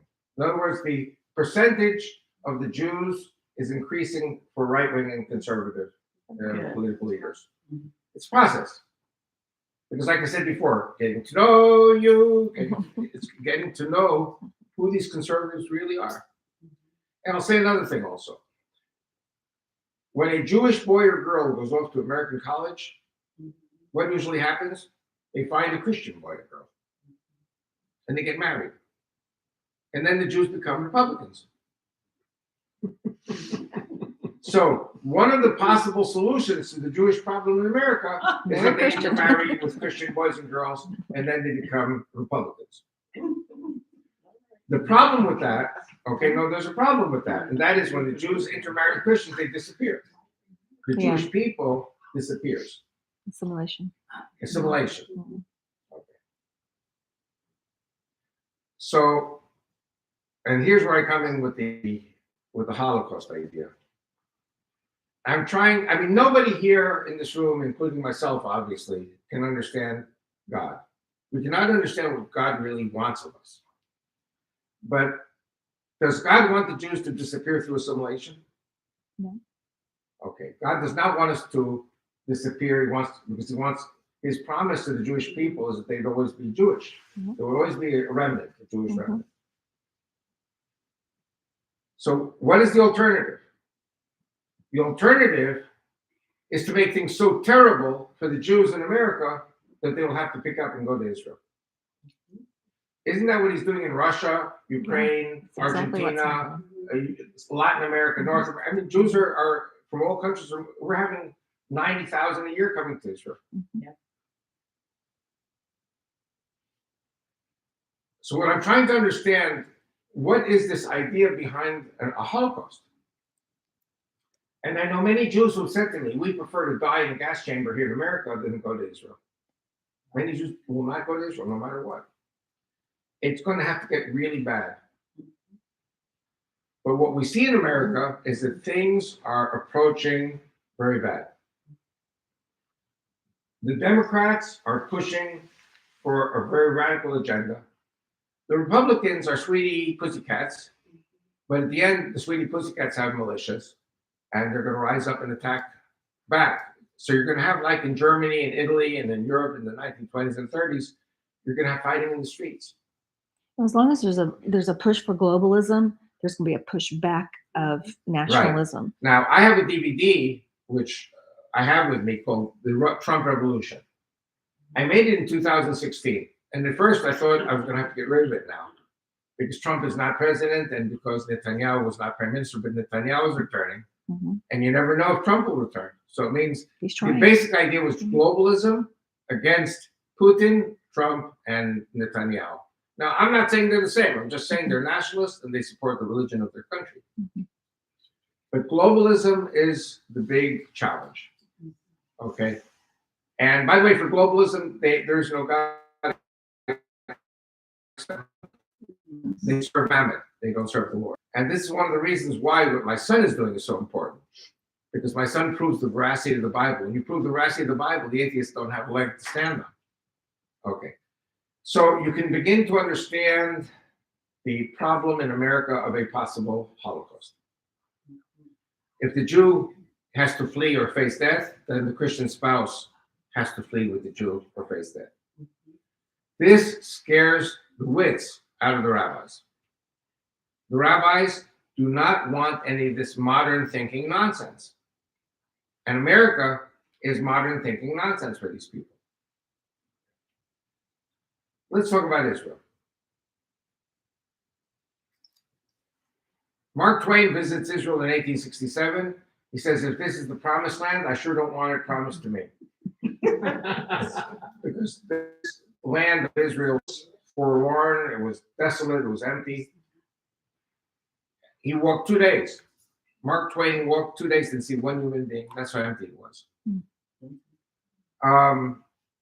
The early pioneers, now there were others also who were not with the communist and socialist group, but most of the early pioneers who came and survived were communists and socialists.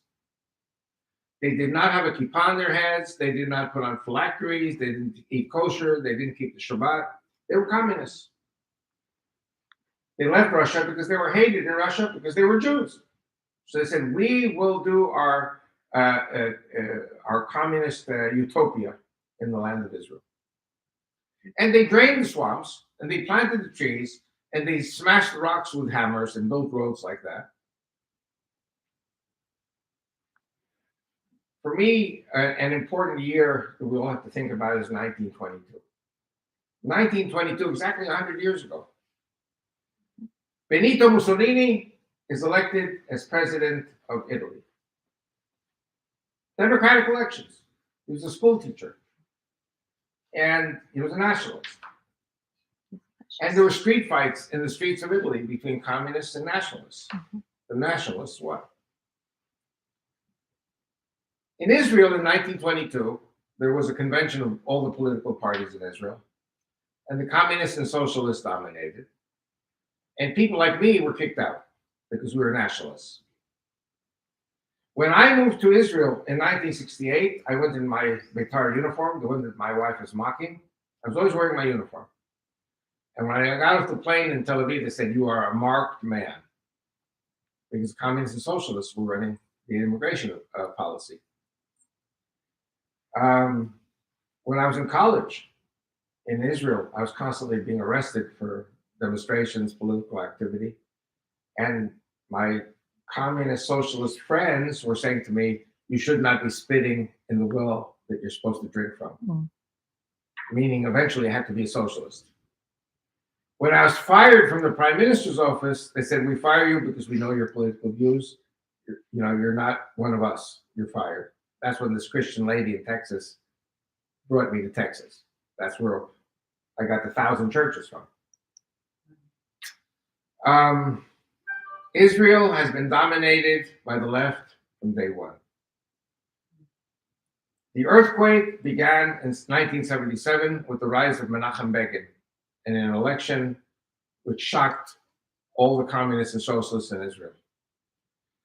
If you go to your computers when you go home and you look up the word Knesset and you look at the 25 Knesset elections that have taken place, you look at a graph, the numbers have been dropping consecutively for communists and socialists.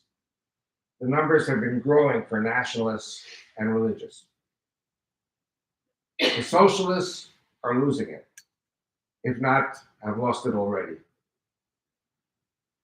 And again, these are people who don't believe in God, or maybe they mildly believe in God, but the people who are really coming into the light now are the ultra-Orthodox and even modern Orthodox who are becoming very fanatic.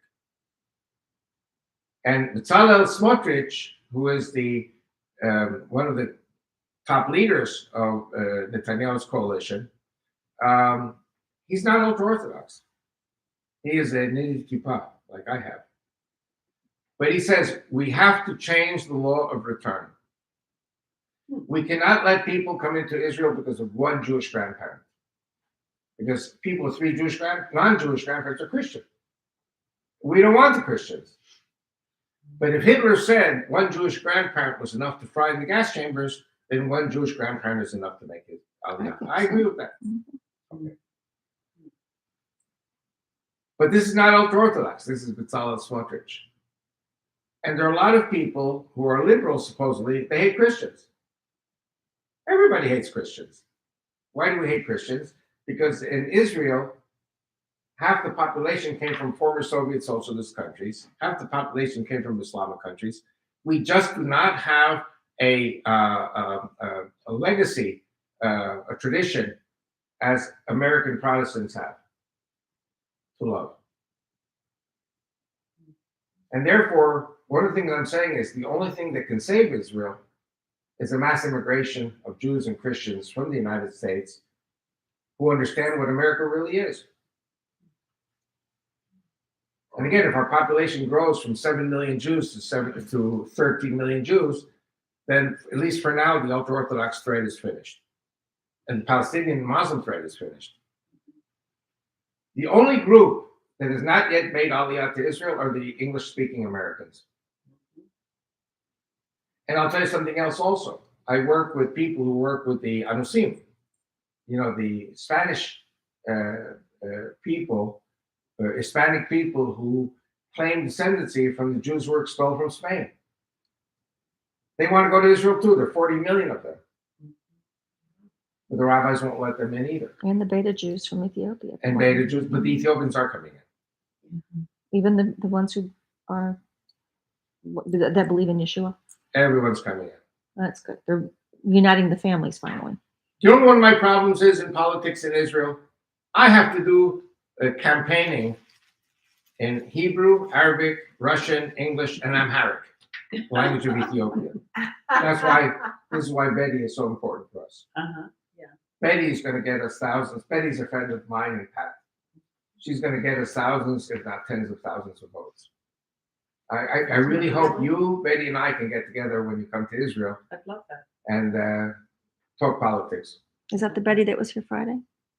No, She's different Betty. Ethiopian. Oh, and Ethiopian. I met her when I was there in 2019, 20. Okay. There are about 150,000 Ethiopians in Israel today. I'd say out of the 150,000, 10, 20, 30,000 could be believers. Mm-hmm. I need 140,000 votes. You got Huh? I wish you could vote. Right. Yeah, you got our votes, that's for sure. If we could do it. 140,000 votes. You We have. need $100 million to campaign. I told you a million, a Amen. million times not to exaggerate. Now, so you have 100,000 Arabic-speaking Christians, 400,000 Russian-speaking Christians. There are 150,000 Ethiopians that I don't know if it's 10, 20, or 30,000 are believers. The Messianics are only 10,000. They're a very small group in Israel. Mhm. mostly the English speaking. But they probably speak Hebrew too. No, speak Hebrew also. Yeah, yeah. So it's they're okay. That's what I'm saying. We have to campaign in Hebrew also. Yeah, yeah, exactly. And there are people saying to me, we don't see any of your publicity. I said, well, any of my publicity has to be in 5 languages. And we have no money. Support. We have no support. So whatever we do has to be split up in 5 languages, which means nobody sees the vast majority of our publicity. Actually, I don't care. I mean, I do what God tells me. If God gives me the money, I'll have the money. If God doesn't give me the money, then the party will remain at 400 votes. Everything okay? Somebody- Yeah. Looking for the history. So I don't know if you heard what I said. We got Yeah, you had all votes, these yeah. elections. We're hovering around 380, 410, 425 votes. But we need 140,000 votes. Frankly, the key, in my opinion, is the Russian speakers. And we're beginning to have inroads. But one of the problems with the Russian speakers is that they don't want to get involved in politics. Mm. They say, no, we love Yeshua, we're going to praise Yeshua, and then we're going to go home after we had a good time. It's like church and synagogue. Yeah, it happens. Politics is a dirty but evil and necessary business. Mhm. And if you don't get involved in the politics, Go it's down the destroyed. drain. Yep. Yes. And it shows you, I wouldn't call it the corruption of the Israeli system. But in 1949, Ben Gurion had one of 2 choices. Either join the Soviet bloc or go with the West. He decided, rightfully so, to go with the West. But to go with the West, he had to make a pact with the religious. Hitler wiped out all the yeshivas and all the Hasidic groups in Europe. Only a handful made it to Israel. So Ben Gurion made an agreement with the ultra-Orthodox that he would give the Orthodox 500 military exemptions a year. 500 exemptions for 700,000 population. The population now is 10 times that amount, ballpark figure. So 10 times that amount, 500 should be 5,000. How many yeshiva students with exemptions today? It's not 500, it's not 5,000. It's 140,000 ultra-Orthodox yeshiva students who do not serve in the army, do not pay taxes. They are encouraged by the rabbis to get married early, have 10 children each family. Then the 10 children get married, have 10 children each And family. study the Torah and the Talmud, and that's all. Torah and Talmud, and you and I pay for it. Yeah, you stay home and study. You stay home and study, send the wife to work. And so these yeshiva students, their kids live in abject poverty. Mm. But for the rabbi, it's important because the rabbi gets his funding from the government. And so now, to conclude about Israel, the problem with Netanyahu is he is in bed with the ultra-Orthodox in order to stay in power, and in return, he gives them the right to do whatever they want, which means hate the Christians, hate the Messianics, hate the Jews, Reform, Conservative, unaffiliated, and the Christian potential Aliyah, and of course, Jews who are from the Hispanic conversions, 500 years ago, and want to come back to Judaism, come back to Israel. I put 40 million more who might want to move. Now what I want to do is, I've spoken a little bit about a mass Aliyah to Israel. When will this happen? You know the famous American tune, Mañana, Mañana, It's an American. Mañana is good enough for me. Central America. When is all this going to happen? Mañana. We are facing a Holocaust. All you need is one spark. A certain spark kicks off the left, or a certain spark kicks off the right, and a civil war begins. Who are the first to die? The Jews. I didn't even talk about it tonight. I spoke about it in the past here, about the Islamic plans to annihilate all the Jews in America. You have 30 million Muslims in America, 10% are terrorists. That's 3 million with guns. Mhm. You have the militias, 30 million, 10% are terrorists with guns. That's 3 million. So 3 million is how many? 6 million. Then you have Black Lives Matter, and you have Antifa, all armed. What do they all have in common? Kill the Jews. Because the Jews are to blame for everything. If you have an economic crash, God forbid, in America, It's the Jews' fault. who's going to pay? Yeah. The Jews. So God, I think, is telling me, telling us, telling anyone who will listen, for people who have eyes and ears, the Jews will never leave America if everything is just fine. The Jews only leave a country to go to Israel when things are just that bad. And I want to tell you, I've kind of stopped going to synagogues on Shabbat. I pray in my room. I believe in God. I love God. I pray in my room. Because when I go to synagogue, I am so infuriated at the autism of the Jews are brilliant people, but they're autistic. They're totally disconnected from the reality. And the rabbis greet me and they say, we've checked you out on the computer and you're welcome to spend Shabbat with us, just don't talk. Because the rabbis don't want their people to hear about the need to flee from America, because then they lose their jobs. The exact same thing happened with the rabbis in Europe in the 1930s. They said to their parishioners or constituents, Hitler will never do this to us. And what did Hitler do? He cleaned off the table, killed everybody.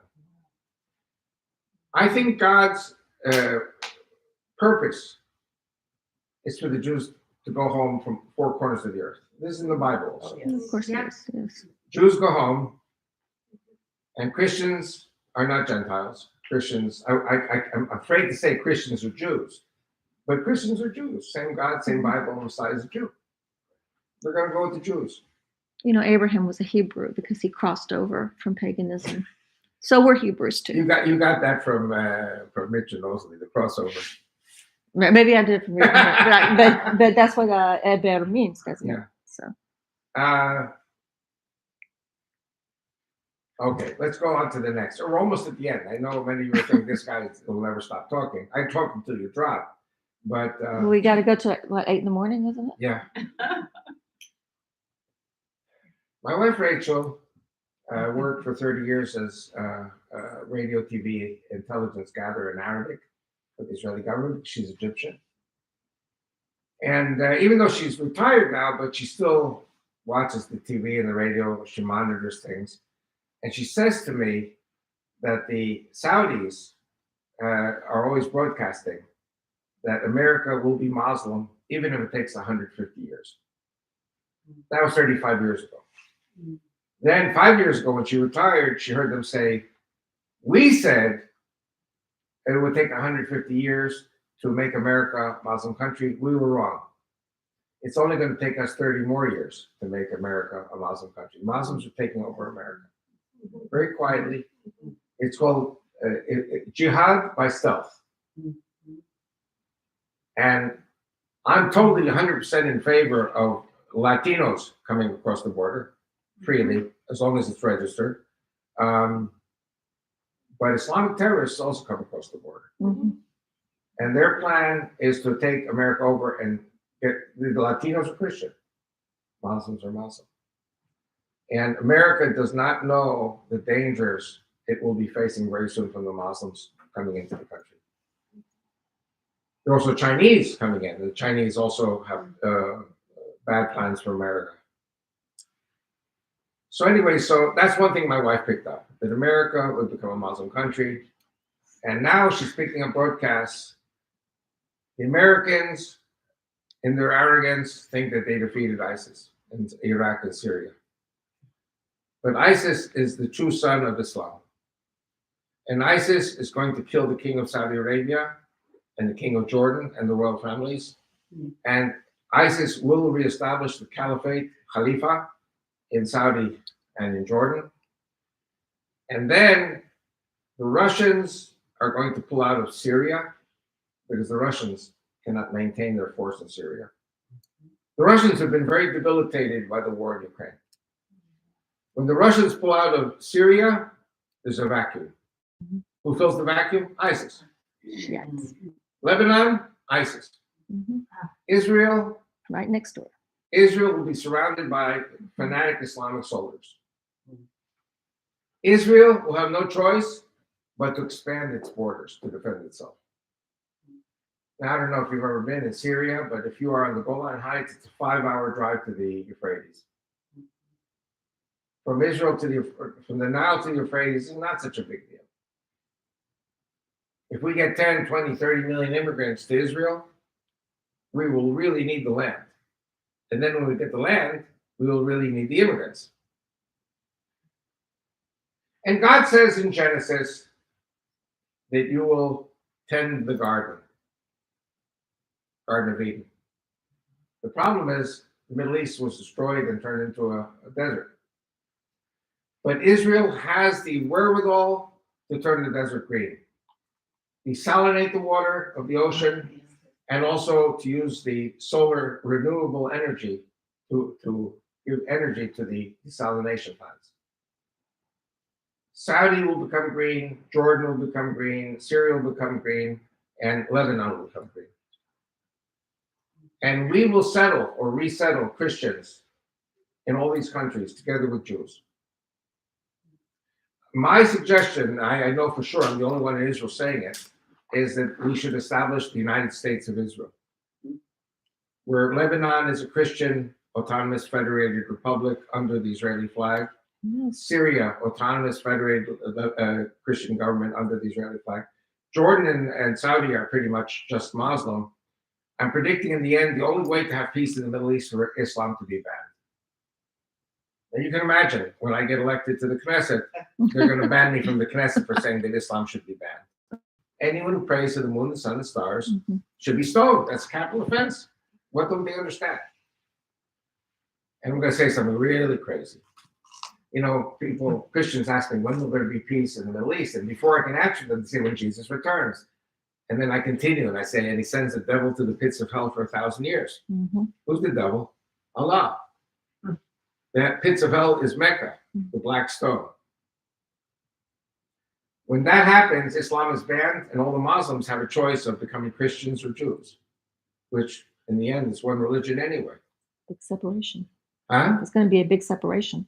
Big separation. And guess what? Guess what? We are the generation that will witness all of this. It sounds completely crazy. I may be crazy. I may be wrong. I don't know. But this is what I feel God has put on my heart. I am not seeking to invade the Arab countries, but I believe that if they attack Israel from all sides, Israel cannot sit on its hands. Israel has to defend itself. I think you're also seeing the Tikkun Olam. Huh? I think you're also seeing the Tikkun Olam in your. Yes, yes. So, yeah. Tikkun Olam is that Jews and Christians must love each other. The hatred, there's no room for the hatred anymore. One stick. That's going to go to hell with Allah and Islam. So I'm very excited to be living at this time. I get up in the morning praising God for my continued existence. And I love God for what I see he's doing. And I love God for allowing me to live. I almost died 10 times between car accidents and sicknesses and army service. And I mean, God can take any of us like the bat of an eyelid. And if God keeps me alive, God is saying, you know, to whom you owe thanks. Get back to work. Just stop complaining. So I better not to complain because it won't it won't help anyway. And my wife complains for both of us. So, and she didn't kill me in 50 years. I shouldn't say anything bad. That's right.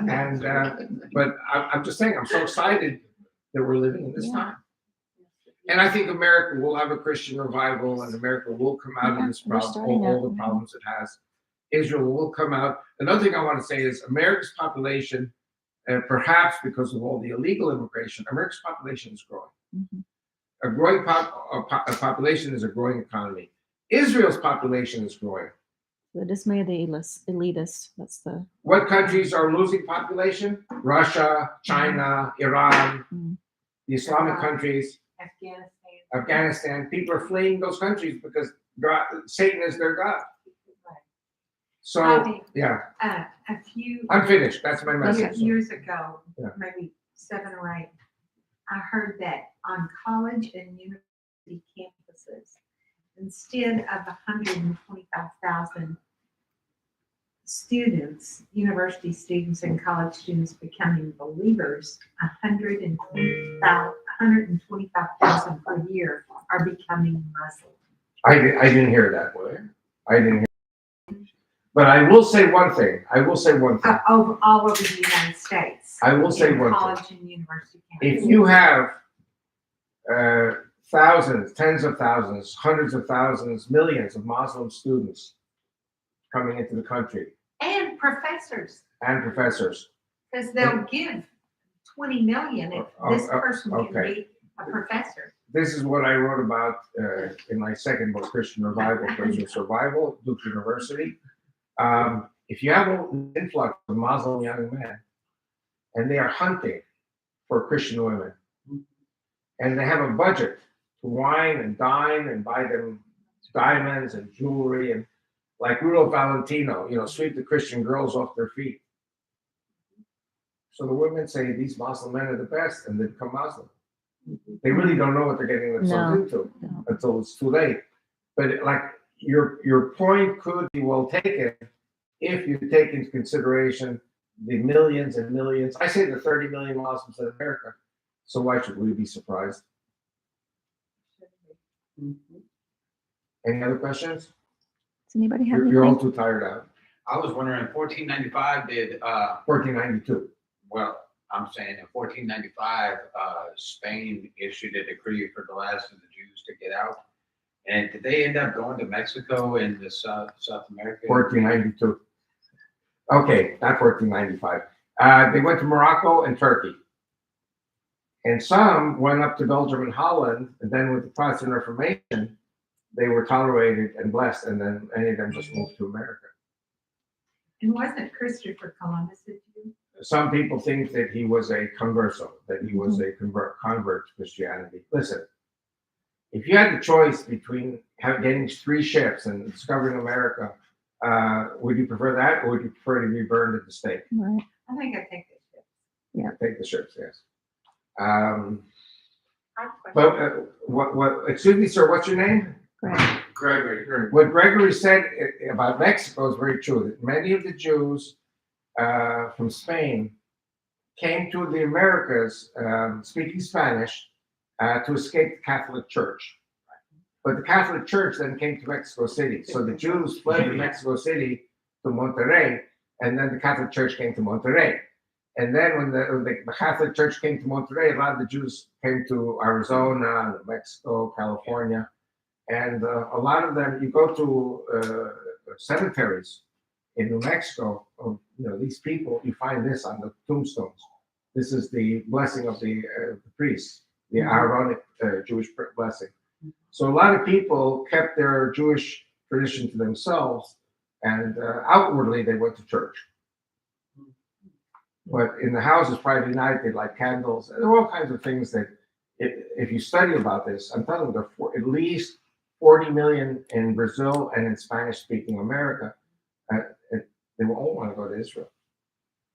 So I don't know how it's going to be, but I think we're going to have a tremendous influx. I think Israel will become virtually a world power when 50, 60 million people move to these Middle East countries. Islam will be gone.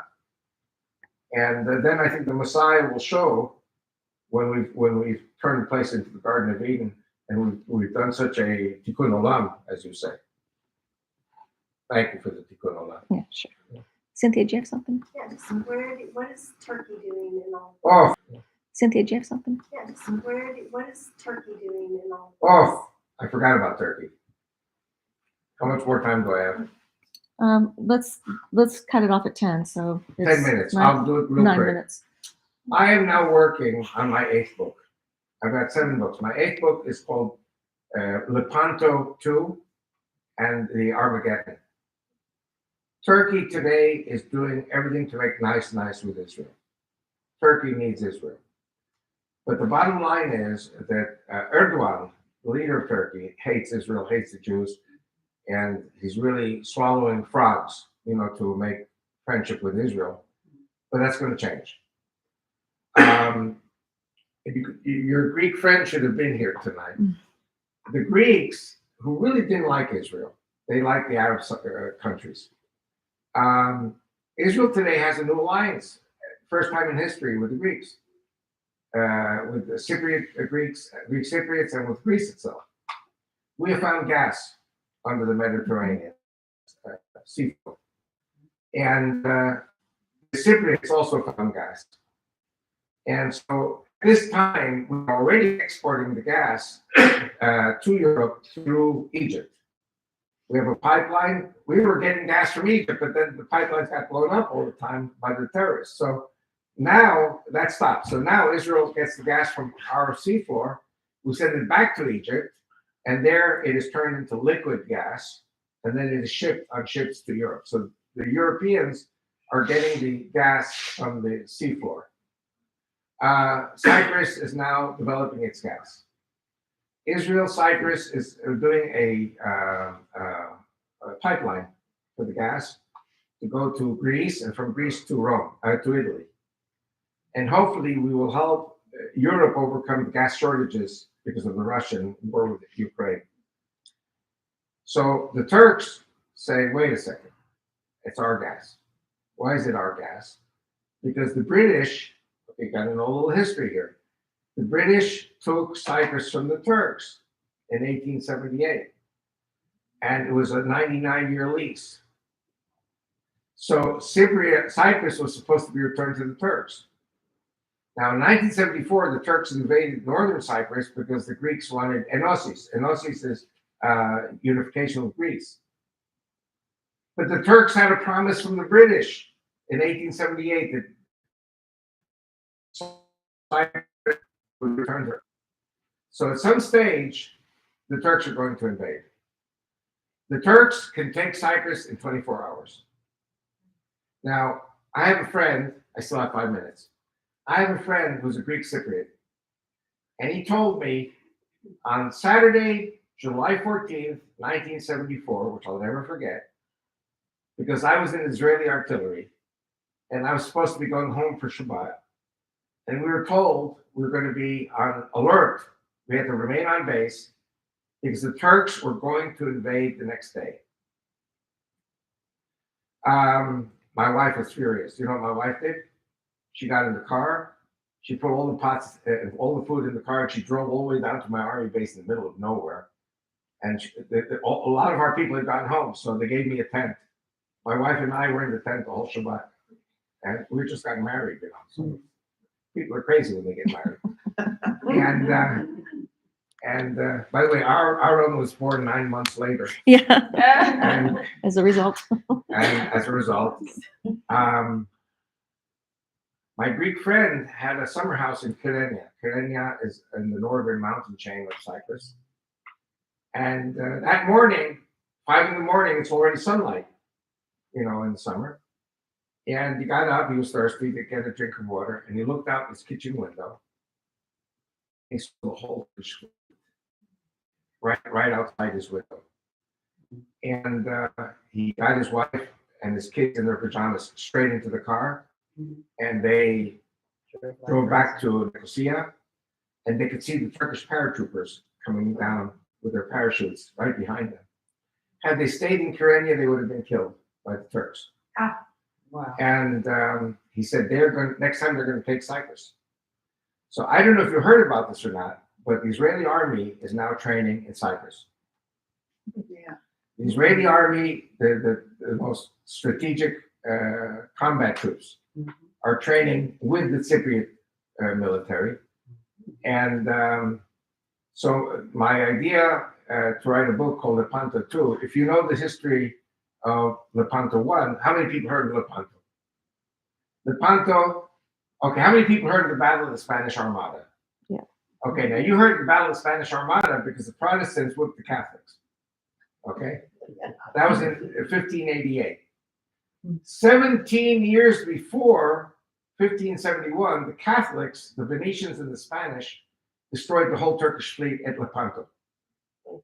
This was the beginning of the end of the Turkish Empire, because whoever controls the sea controls the battles. That was Lepanto 1. Remember Man of La Mancha, who dreamed the impossible dream? Yes. It was written by Miguel de Cervantes.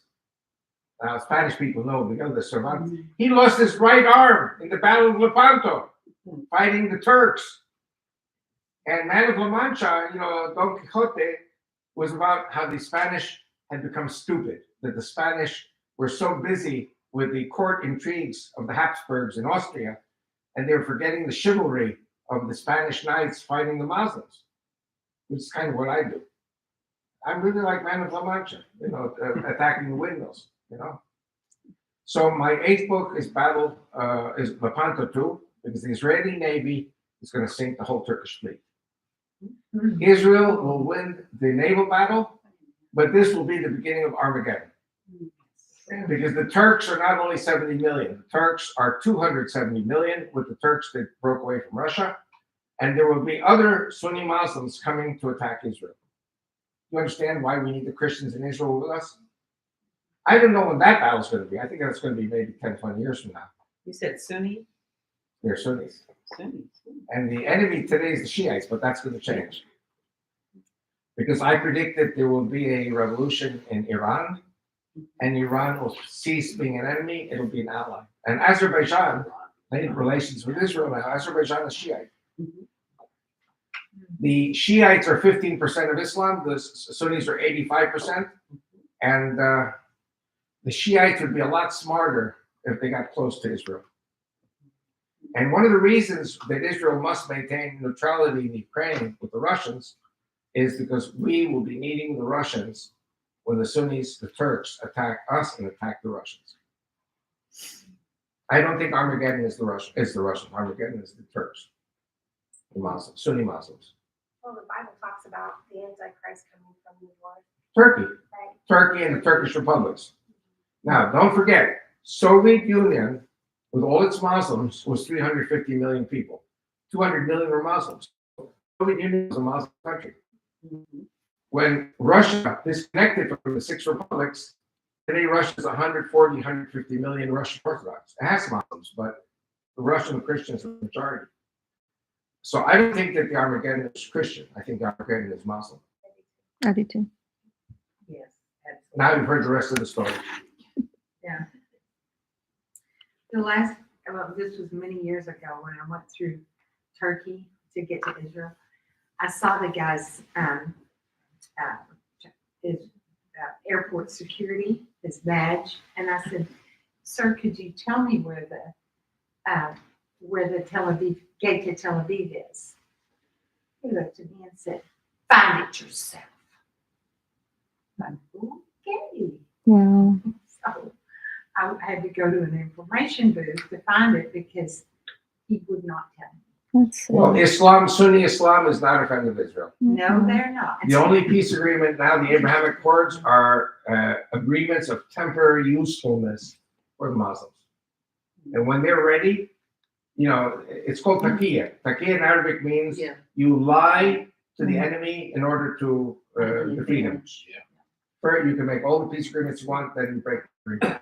I have something about Netanyahu and military, Israeli military, how they plan to handle the Iranian situation while we have an administration that's working against that. Okay, very good question. The question, I'll repeat it because you said it in a very low voice, and I want to get it for the TV. How does Israel and Netanyahu think it's going to deal with Iran? And the answer is the following. The president of the U.S. comes and goes, but the U.S. military is marching in lockstep with the Israeli military. And Israel and the U.S. will not do anything without total agreement between them regarding Iran. My dream and my prayer is that the Iranian people, who are good people, will rise up and overthrow this crazy theocratic regime. And like I said, for the logic, as I understand it, even there's no logic in the list, is that the Shiites are more threatened by the Sunnis than they are by Israel or by anyone else. So I think, there may be a war, there may be something happening, but even if Israel does attack Iran, Israel will not attack the Iranian people. It will attack the military, strategic military facilities. I agree with that. Maybe that might enable the revolution. All right. Other questions? Well, thank you very much. Thank you. I don't know about you guys, but I enjoyed doing it. Yes, we appreciate you coming. All right. If you tell me, dear, I will put some books and see